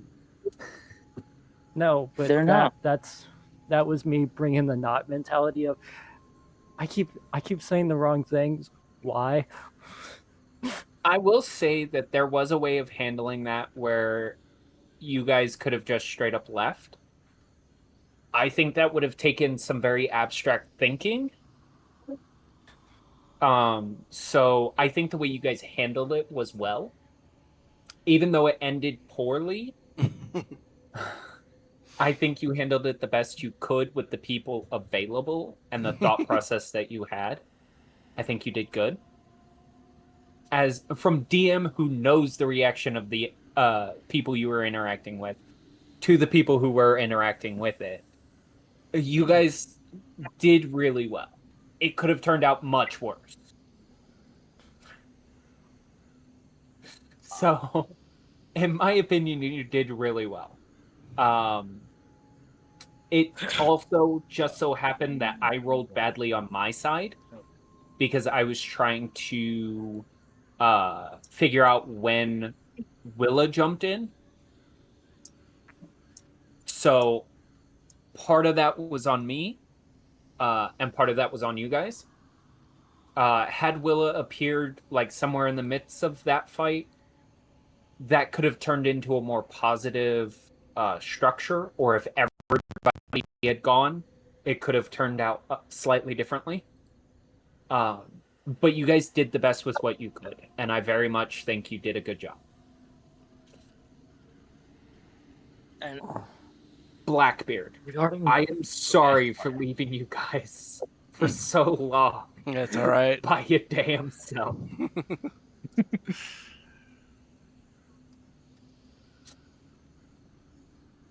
How did you feel about the session? What are your thoughts? I'm in charge of children. a 38-year-old child, yes. Like they're always doing something not right. Going, Hands in your pockets. huh? Oh I yeah. have no pockets. Let's Don't go. touch anything. Let's go play with say the anything. feral wolf. Let's go light the cave on fire. Let's attack a group that's Hey. outnumbered us 3-1. To be fair, they did not say they attacked them, or they attacked the other group. They said they got attacked. Not necessarily their fault, Which I don't know if I believe. but at least, Like they did something. but Max wasn't involved with it this time, so it's not her shenanigans. Yeah, no, it's just one of the other children's shenanigans. I keep the bad one close to me, and then the others get free reign to wreak havoc.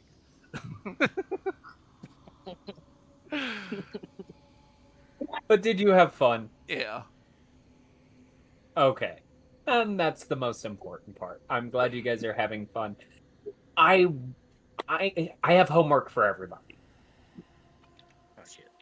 I want everyone to take the next couple of weeks and predict something in the story. Oh dear. And I don't mean like, oh, hey, Nott's gonna die because he walked into something stupid. I mean, send me a message that in character you think is going to happen. Like, from your character's perspective. Whether it be, you know, a town's gonna get attacked, or you guys are gonna run into some kind of monster, or what you think has happened to Kayla, or what might be at the bottom of Lake Zarovich. Something. Give me thoughts, or what your character, either a prediction for the future, or what your character thinks is going on in the world right now. Those are your two choices. That's your homework. So you could tell me what your character's thoughts on what's happening in the world is, why it's happening, or what they think is going on, We have what no they clue. think is going on with Strahd. These are all good points to think on. So, one of those two, select one, and go ahead and sometime over the next couple of weeks for the next session, which will be the 21st of September, will be our next session. Okay, cool. Go ahead and just shoot me a message with either predictions or thoughts on what's going on with the world. All right. Alrighty. Okie dokie. All right. I'm going to let you guys go. I am very burnt out. Yeah. That's not on you guys or anything like that. D&D just drains me for the week, and I've done a lot over the last 2 days. So I am going to go to bed. I'm going to take Kaya's theory. But I'm glad everybody had fun. You guys have your homework assignment.